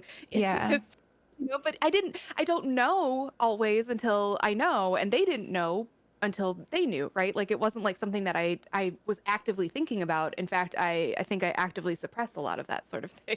Yeah. I'm not going to bring it up, but now we know. Now we both know. And exactly. I think that's like that you need that safe space where it's like, this isn't a rejection, kind of bringing it back to the first episode. This isn't a rejection. This isn't failure. It is simply us learning together and growing and changing. And maybe, I don't know, maybe next week I'll want that kind of power, right? I want to take that power back in that scenario and say, yeah, no, maybe do use a tool on me. And because it will feel, because now suddenly I'm in a safe space and I get to control it. Yeah. Especially, I don't know about you, but my my mental state is not the same every day. So No. they, subject to change minute by minute is what we need here. Exactly. No, I feel that a lot. That's so important. Yeah. So important. I love that. Do you think we should watch the next one? Yeah. Do you want to do questions? Oh yeah, we questions could after? we could totally do some questions about it. Yeah, that's a great point. That's a great point. I feel like there have been a lot of really great comments in chat too There have. Yeah. I feel like the two of us are like, cha, cha, cha, cha, cha, cha, but there's so much. I know. It's really great. The vault getting unlocked. It was a little that moment of like, oh no. I was heavily raised on the idea that sex is sometimes a chore and a duty to be fulfilled to a husband. That is, yes. I spent a lot of even my current relationship kind of feeling that way. Like just having a disparity in sex drives, I think, and feeling like, okay, I guess I will, we can do this. And that is absolutely something that you have to kind of like communicate through and work through. And there are people that go to therapy for like couples therapy, and that is the main thing, is that there's a disparity between their sex drives, and one person wants to be having sex more and the other person wants to be having sex less, or is satisfied with the amount of sex that is being had. And it's a lot to try and find where that space is and where that happy medium is, and to not feel like you are rejecting or being rejected, or that everybody can kind of be satisfied. And yeah, for sure. Absolutely. Yeah. No, that's a really good point. We're doing our best. We're trying, Emmy. Oh goodness. Oh yeah, just like the idea that like sex education is still to this day still limited in some areas, I think is really important to think about as well. Because I'm talking about it in the past, but that's just because that's when I was Right, getting exactly. sex education. How old were you when you had your first, like when you had sex ed? Oh gosh. My memory is not the greatest, but I remember getting it in middle school. But it I've was brought this up more about like our individual bodies. But there was definitely some mention of like sex education during it, but it definitely had a focus on like, this is what's going on with your body. We But did yeah. a puberty one when I was in 5th grade, where we talked about like you should wear deodorant now, and they separated it by gender, and like they talked about periods and things like that. And I've brought this up on stream before, but my school district did away with sex ed because they did not think it was important, so they budget cut it, and then realized that in the state of Wisconsin, it is necessary in order to achieve a high school diploma. And so they put it back in the curriculum. And I was supposed to have received it when I was in 8th grade or 9th grade, and instead got it as a senior in high school. So Oh I my didn't goodness. first hear about sex ed, anything to do with sex, anything at all to do with sex, until I was a senior in high school. And it was because my school district decided that it was not important, which is Wow. so outrageous to me. And I just think Unforgivable, honestly. it's absolutely ridiculous, but it's so indicative of how we talk about sex with kids, honestly. Yeah. Wait, that's on I knew what sex. you meant. But seriously, I mean, I agree with chat saying that it's too late in middle school. It was too late, but that's my earliest memory of it. Maybe I got some very minor education in 5th grade, but I have a very vivid memory actually of one of my friends getting her period before we had received any education on it. And she did not have a mom or a family who were like teaching her about it in advance. And so it was a really terrifying like moment for her and probably traumatizing. And that I see as like a huge failure of the education system too. It's, it's a real problem. So Absolutely. yeah, no, I 100%. agree. Definitely. Yeah. Your And second- yes, we were separated. Definitely. Same. Yeah. Same. I'm curious to see how things like that will morph and change as we start to see more gender nonconforming representation and seeing more gender nonconforming like kids growing up that way, because that was simply not representation that we had growing up. And I, in 5th grade, there was absolutely nobody that didn't identify as a boy or a girl in my school, at least. And Yeah. maybe now they do because now they feel like they have the space to do that. But at the time, that was not the case. And I would love to see that sort of thing change and morph. And I'm curious to see because I feel like we've already seen so much of it. Yeah.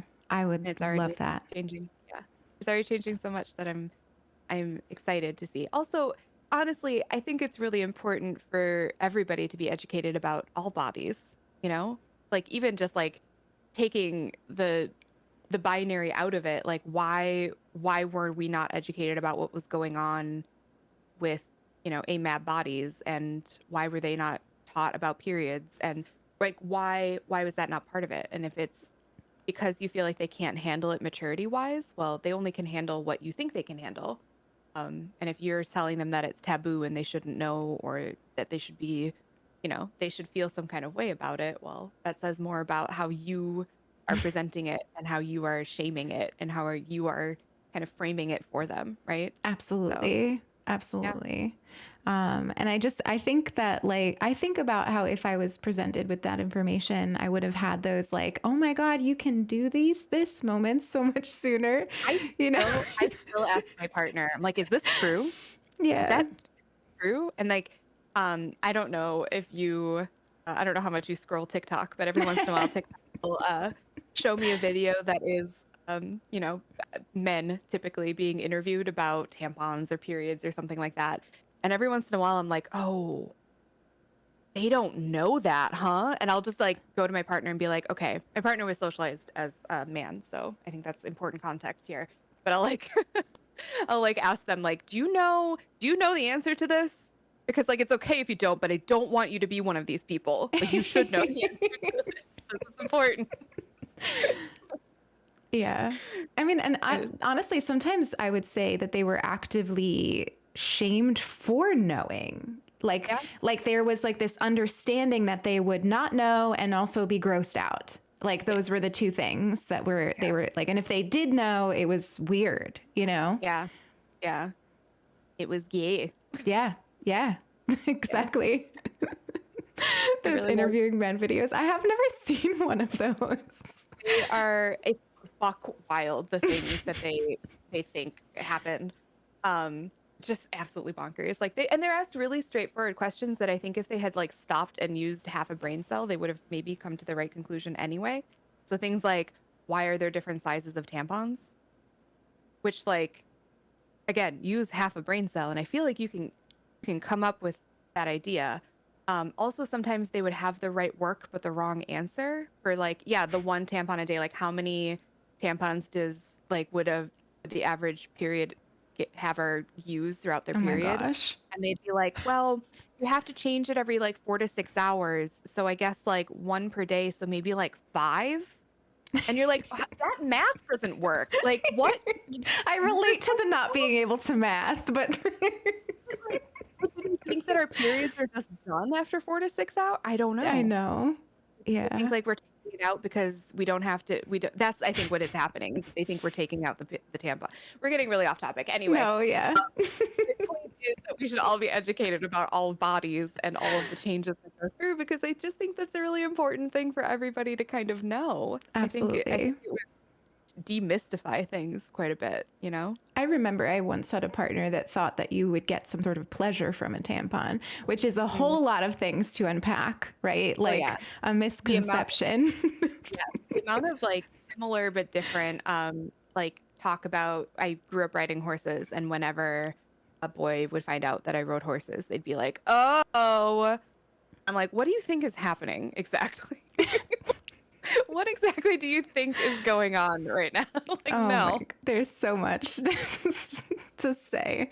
Oh my goodness. Oh, yeah. It's not. I mean, it's not just boys is the thing. It's like I have just as much confusion over how penises work. Oh yeah. I mean, and Like, it's how you can do that. we were failed. You know, we weren't taught. So Exactly. Okay. I Definitely think. very great. I'm glad you weren't encouraged to separate students. That's very, very good. Yeah, that is good to know. That is good to know. Things are changing. Fingers crossed, anyway. But you still couldn't explore identities or sexuality, but at least they didn't have to separate. Yeah. Yeah. Yeah. 1850s scandalous lady. Fairy tales. That was the first time I ever found out that it could be a sexual thing. Like, there's one of the Canterbury Tales that starts with like, oh, she sat easy on a horse, and it's like this idea that she's a loose woman because she can ride comfortably, and just like, I'm sorry, no. They weren't even allowed to ride without their with their legs fully straddling the horse. So, oh goodness. Okay, so I think we should move to the next episode, the last one we're going to watch tonight, which this one is called Disability and Sex Educators React. I'm so excited for this one. Me too. I'm really, really excited. Okay, so I'm going to go to this. I'm sure it is going to put on the wrong subtitles. I'm fully expecting that, so let me check it. Oh, wow, it didn't. Look at that. Look at that. So there is a trigger warning on this one. This episode does contain some discussions of sexual assault, so protect yourselves, folks. I don't use apps right now. I date my friends and I date myself. Since I moved to the city, I've been like so busy. I don't have time for all the apps. Sometimes it's like, oh, it's a fun game. It's like, who finds me attractive? Like, just like, Yeah, that's so true. just like want a little ego boost sometimes, and I'll go on there and like just match with a few people, never even like say anything, just like, yeah, I still got it.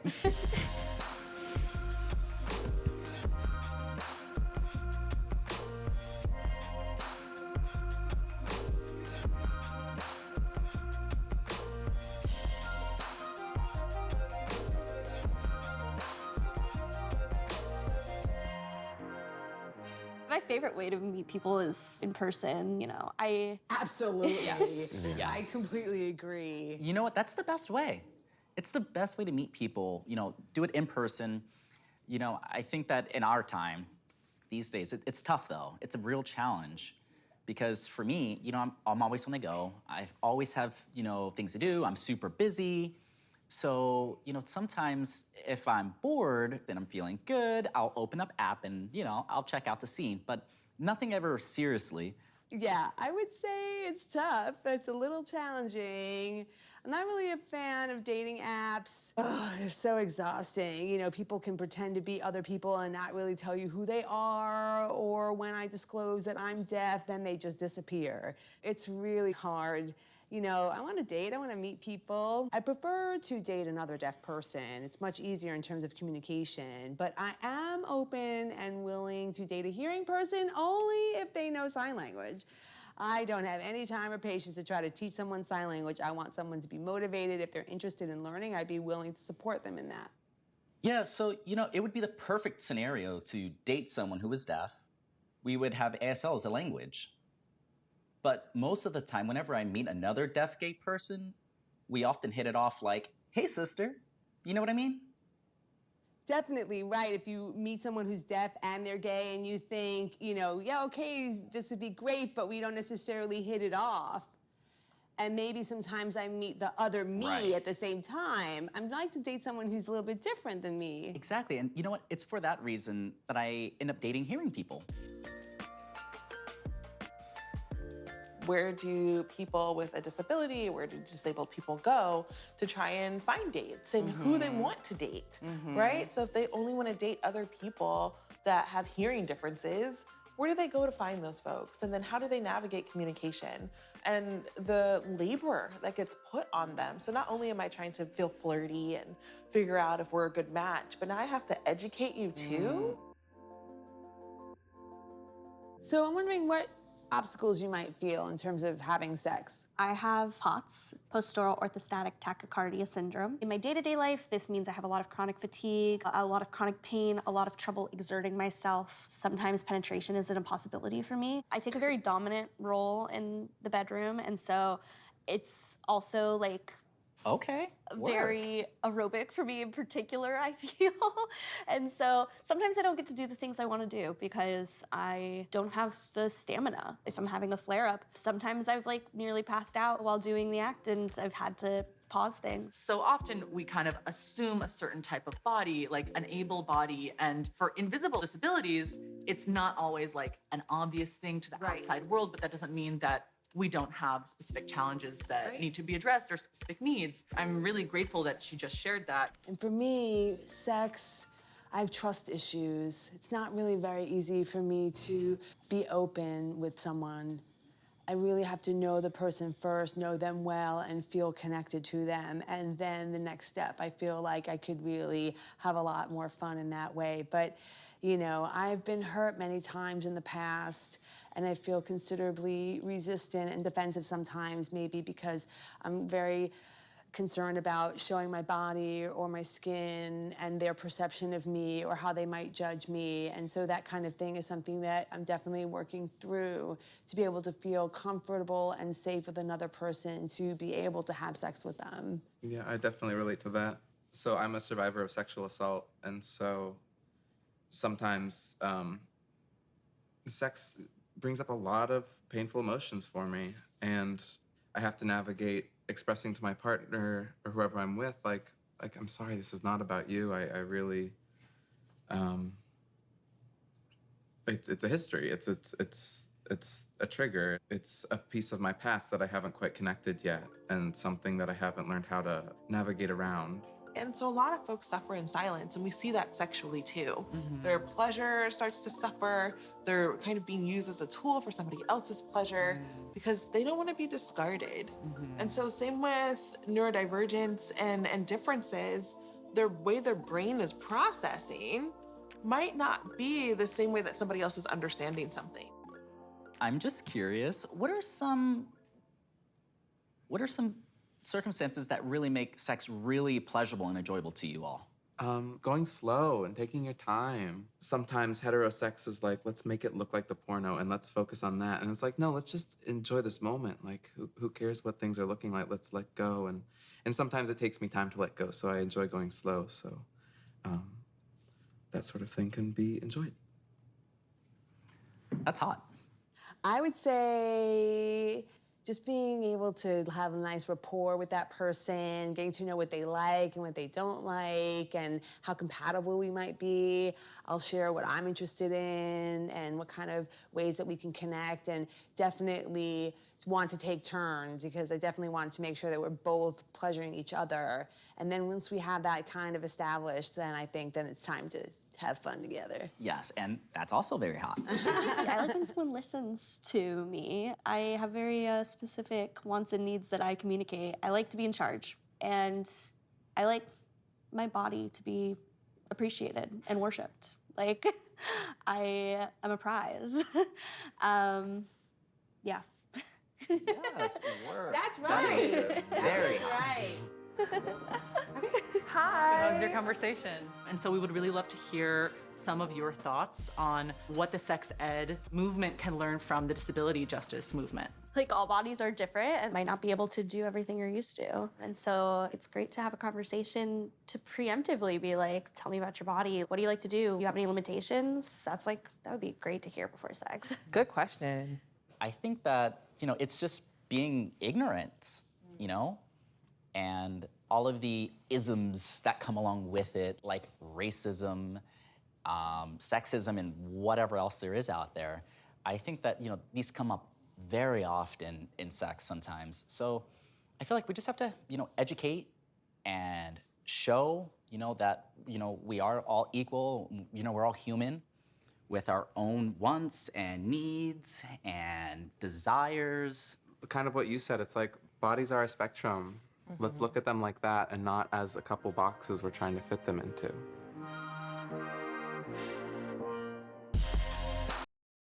Gosh, they're all so good. Truly.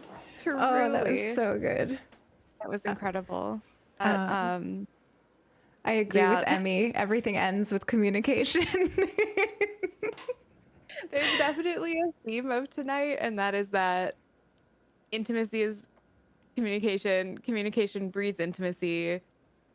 You need communication for good sex, communication with yourself and others.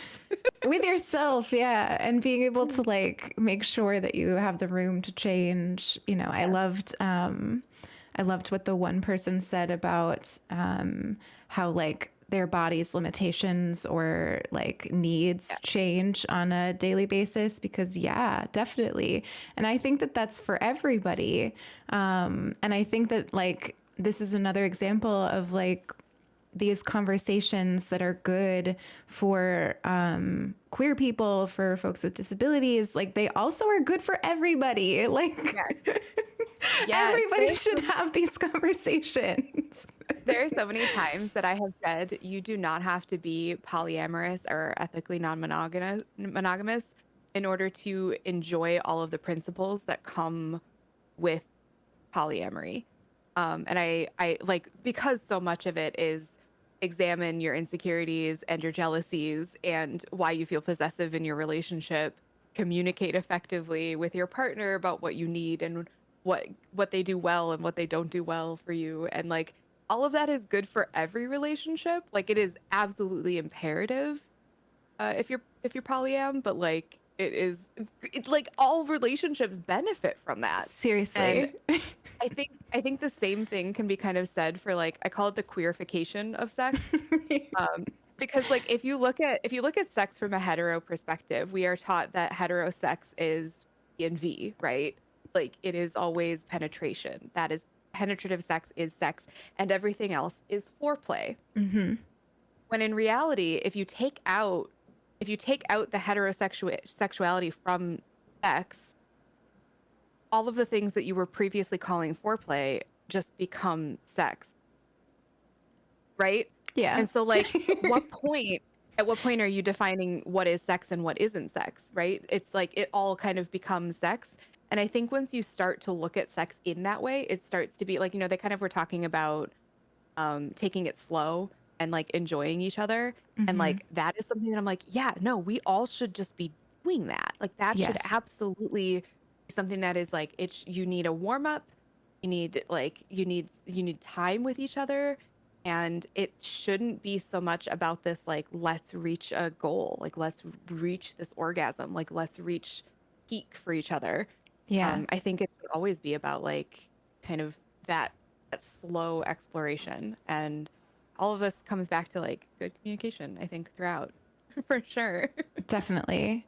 I mean, and I think that, a lot of times, I don't know about you, but I've definitely had messaging that like communication during is not so much of a thing. And I feel like that's just not true. Like you need to communicate before, during, after. Like This is actually something that I've been trying to break down for myself, because I very much like feel like I like internalized that.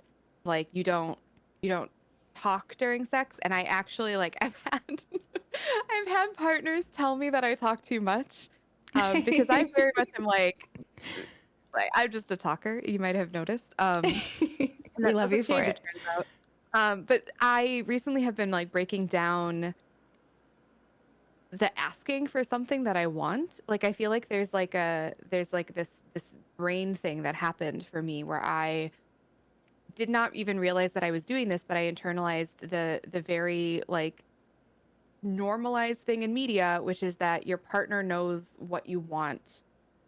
And if they are paying attention, they will be reading cues from your body in order to understand what you want. Yeah. And that it's so funny because as soon as I take that out of the bedroom, I've always been like, no, communication is key. People aren't mind readers. That you absolutely need to tell people what you want and what you're feeling because they don't know. And that's such a myth and blah, blah, blah. And then like, for whatever reason, I didn't even realize how much I was doing it. And it's been something that I've been exploring in my own life and breaking down for myself and just being like, what if I ask them to do this? Like, what if they start going faster than I want them to, and I just say, hey, can you slow down? Or hey, can you go back to that thing that you were just doing? And like in doing so, I just was like, wait, this is great. It turns out like this is better. Why was I not doing this before? And I know why. I know why. It just is like, it's frustrating to me because it's absolutely something that we're not presented with. We're kind of given this like, oh no, you know based on what their body is doing. So Yeah. And if you explore were it that way. close enough, like if they were the one, like, all that. Yes, all of that. When in reality, like I've been with my partner for 11 and a half years and we still learn things about each other. Absolutely. It's still like an everyday thing because we also are changing, like you've said so many times, like there's space to be changing and moving and learning and, unlearning. And, we're not the same people that we were 11 years ago. So Yeah. I see people in the chat talking about like the idea that it ruins the moment. Mhm. And that is something that has like been a real barrier for me personally. And I know this was also brought up in the video, like what it's like to have sex as a survivor of sexual assault, and somebody with sexual trauma. Like I, for a very, very, very long time, ignored or did my best to ignore those moments where I would be triggered, because in my mind, well, it wasn't my current partner's fault and I Right. didn't want to ruin the mood. And I also I didn't want them to feel like they had hurt me in some way. And so I would just sort of like pretend that wasn't happening, which of course anyone who's ever experienced a trigger knows that that's like literally impossible. Yeah. Which, goes to dissociating and just not being present in like all of the bad things. And I think it wasn't until I started to realize that like those kinds of things don't ruin the moment, and that it is okay to take a step, take a moment, take a breath, talk, and communicate what is going well and what isn't. And again, like not like having a partner that doesn't take that as a rejection, I think is so huge. But I think it also. Oh, go ahead. Go ahead. No, go ahead. I was just gonna say that like I think it's not like you are instantly given a partner like that. You know, like it comes from a lot of like mutual talking and literally talking about like, this isn't a rejection, you know, like it's okay to say that, you know, I think. In and out of the moment too. Yeah. You know, to bring it up and say like, hey, I noticed this thing happened last time, because maybe they didn't feel comfortable to bring it up. And so it's okay for you to say things like, hey, you know, why did you ask me that? Or why did you say that? Or why, you know, I kind of noticed this kind of reaction out of you, and I'm just curious what that meant, and to clarify that kind of stuff both in and out of that moment. I think I was going to bring up like that talking in between, and how incredibly, I think this is another space where it's like it really does feel like the queerification for me, because I feel like this is just not something that is happening necessarily with heterosex. Not that it shouldn't. I think everybody should be doing these things, but it just isn't, I don't think. But it also, I think, happens more in queer relationships, because it is less about achieving the O, and then once the O is done, you are done. Or less about getting to penetration, and then once penetration is done, we are done. But instead it allows for kind of these like peaks and valleys in the whole experience. And like our sex takes so much longer than it ever did when we were having like a much more hetero focused sex. Because of that space, because my partner recently started hormone therapy, and so there are a lot of body changes, and there's a lot of them exploring how they feel in their body. And because of that, there are sometimes things that happen or don't happen, or all kinds of things that like bring up feelings for them while we are having sex together. And I think because of that, there ends up being just like this moment where we both have to kind of step back and say like, how are you feeling? What is this feeling that's coming up for you? You know, why are you feeling that? Is it a good feeling? Is it a bad feeling? You know, is this just like literally your body is very sensitive right now because you have hormones coursing through it, and like your boobies are sensitive? Like, you know what I mean? Like there's some of that that's also going on where I'm like, oh, I'm sorry, was it a bad touch? I'm so sorry. Yeah. So, like, there just needs to be space for that. And yeah, I was not taught that. I was certainly not taught that that was okay. And it feels like, you know, once you're kind of like taken out of like the heat, I guess, the heat of the moment, like it's not possible to go back there, which is so ridiculous. You're both still naked and hot. So like it's definitely possible to get back there, I promise. Yeah, exactly. Oh my gosh. I feel like a lot of what, you know, we've been talking about communication with all of this being like a fundamentally good thing, and like it definitely is. But I don't know if there's anybody listening who is at all like me that thinks of like all of this communication as like a little bit overwhelming. Like social is not always like the easiest thing for me, especially when I don't know somebody very well.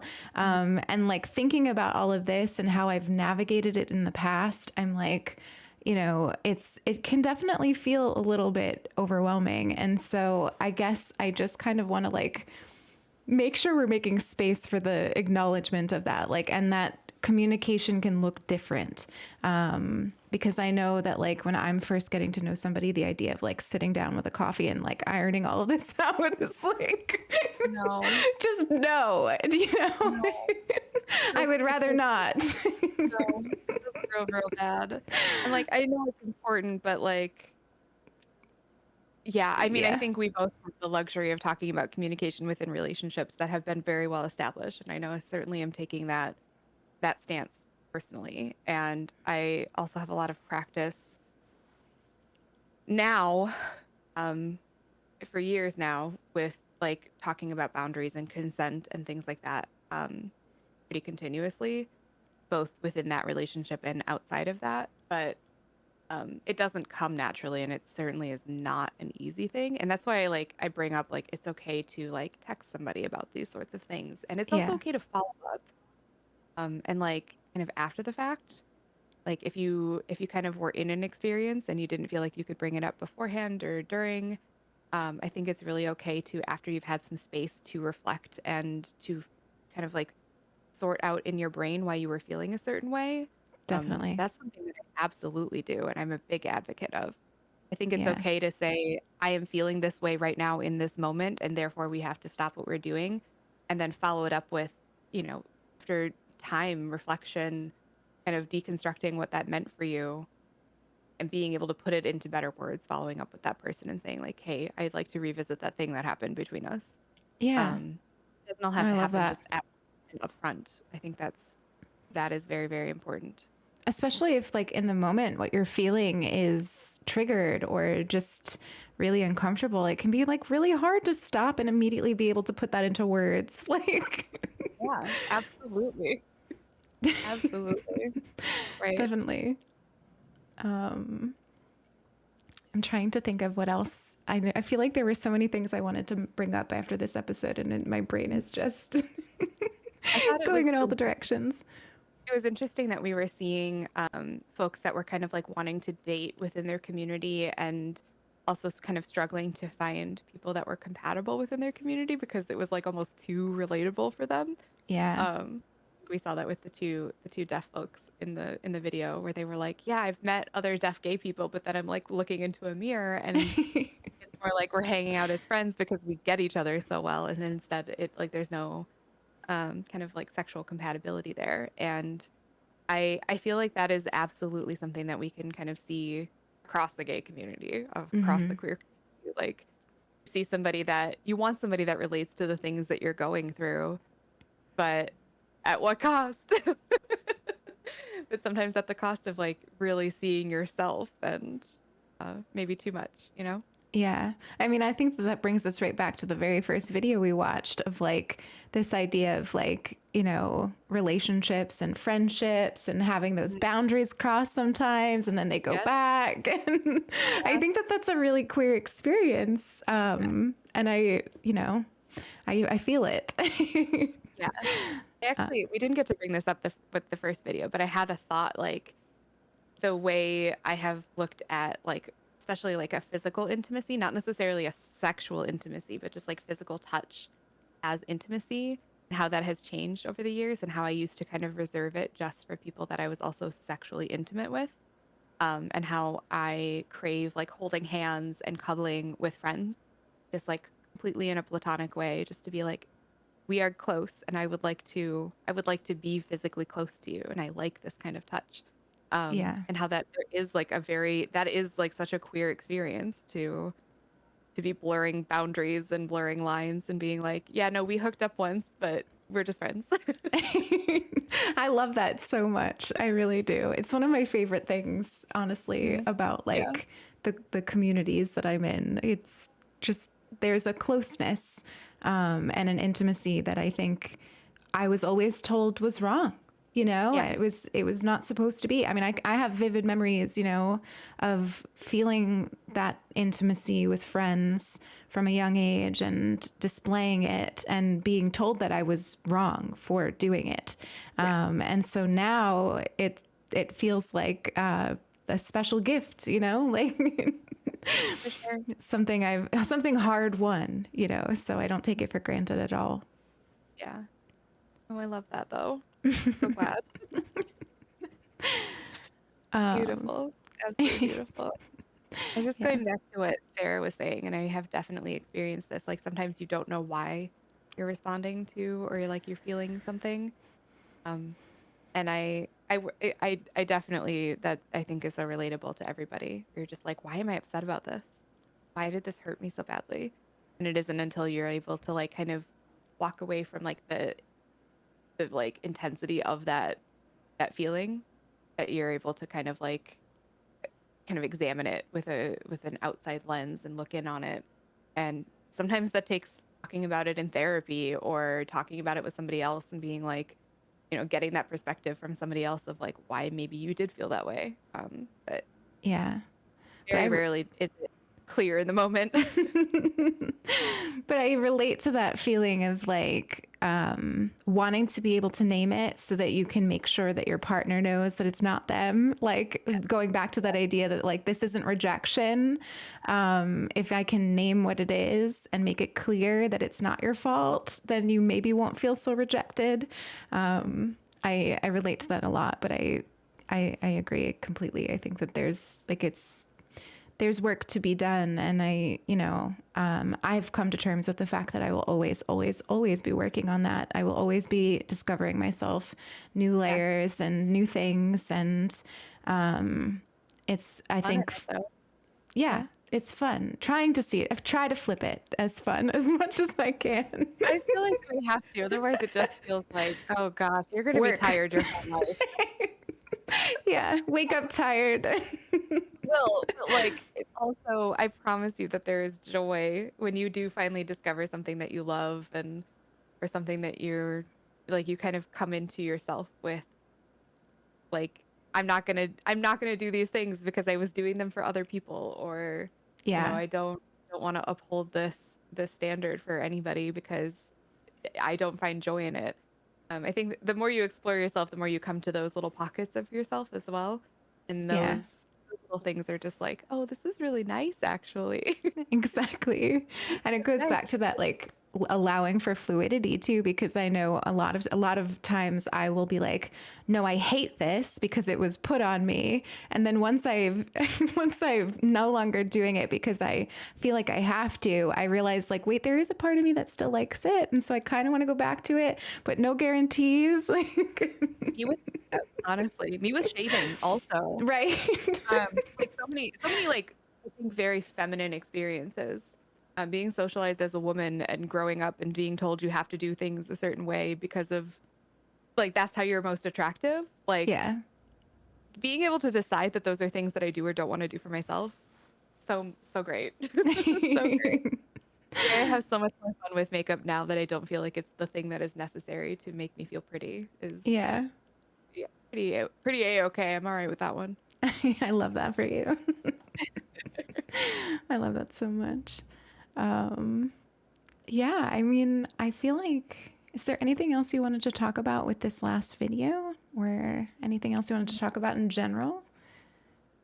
I feel like I could talk about this with you for hours and hours and hours, but There's so much that could be said, but I feel like the only thing that we could do is open another whole other can of worms, and I have said a lot of things tonight, so.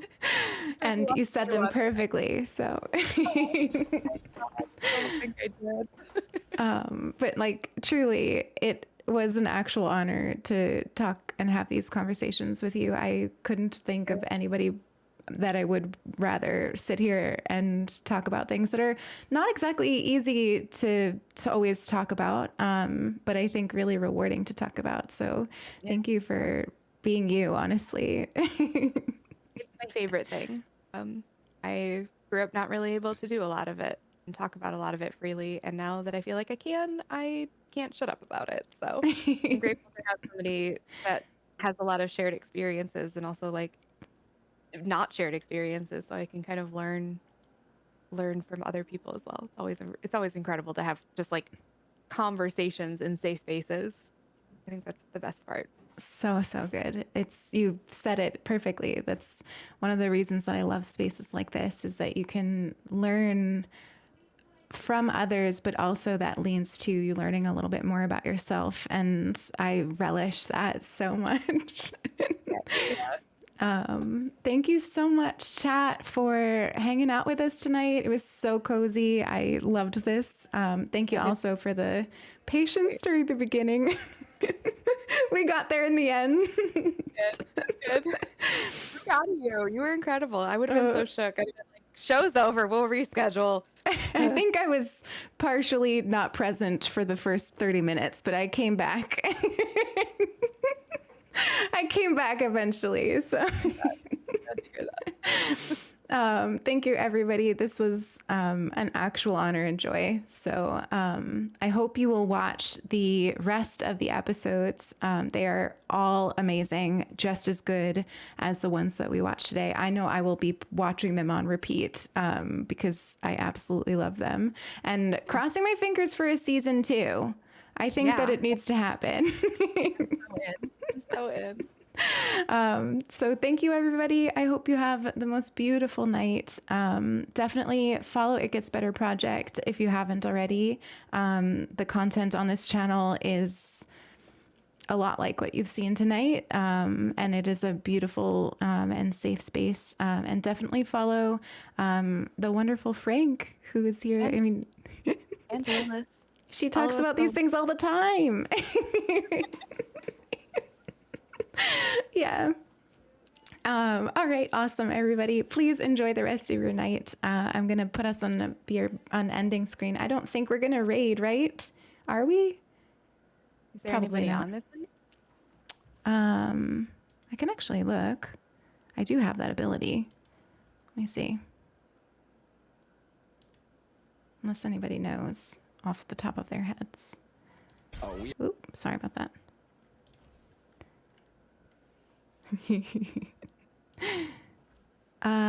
Actually, we do have an ambassador live. Should we head on over to beginning?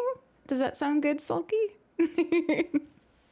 So beginning is playing some Fall Guys, and she'll actually be on this channel next week. So why don't we head on over there? If you would like to copy the raid message and join us on the raid, we're going to head on over to Beginning, who is an ambassador for It Gets Better Project, and we'll actually be hosting a wonderful conversation later this week or next week. So it'll be a good chance to get to know her. This Friday. Okay, come back this Friday. So we'll head on over there. Thank you so much, everybody. Thank you so much, Frank. I had an absolute blast talking to you. Enjoy the rest of your night, everybody. Bye-bye. Bye.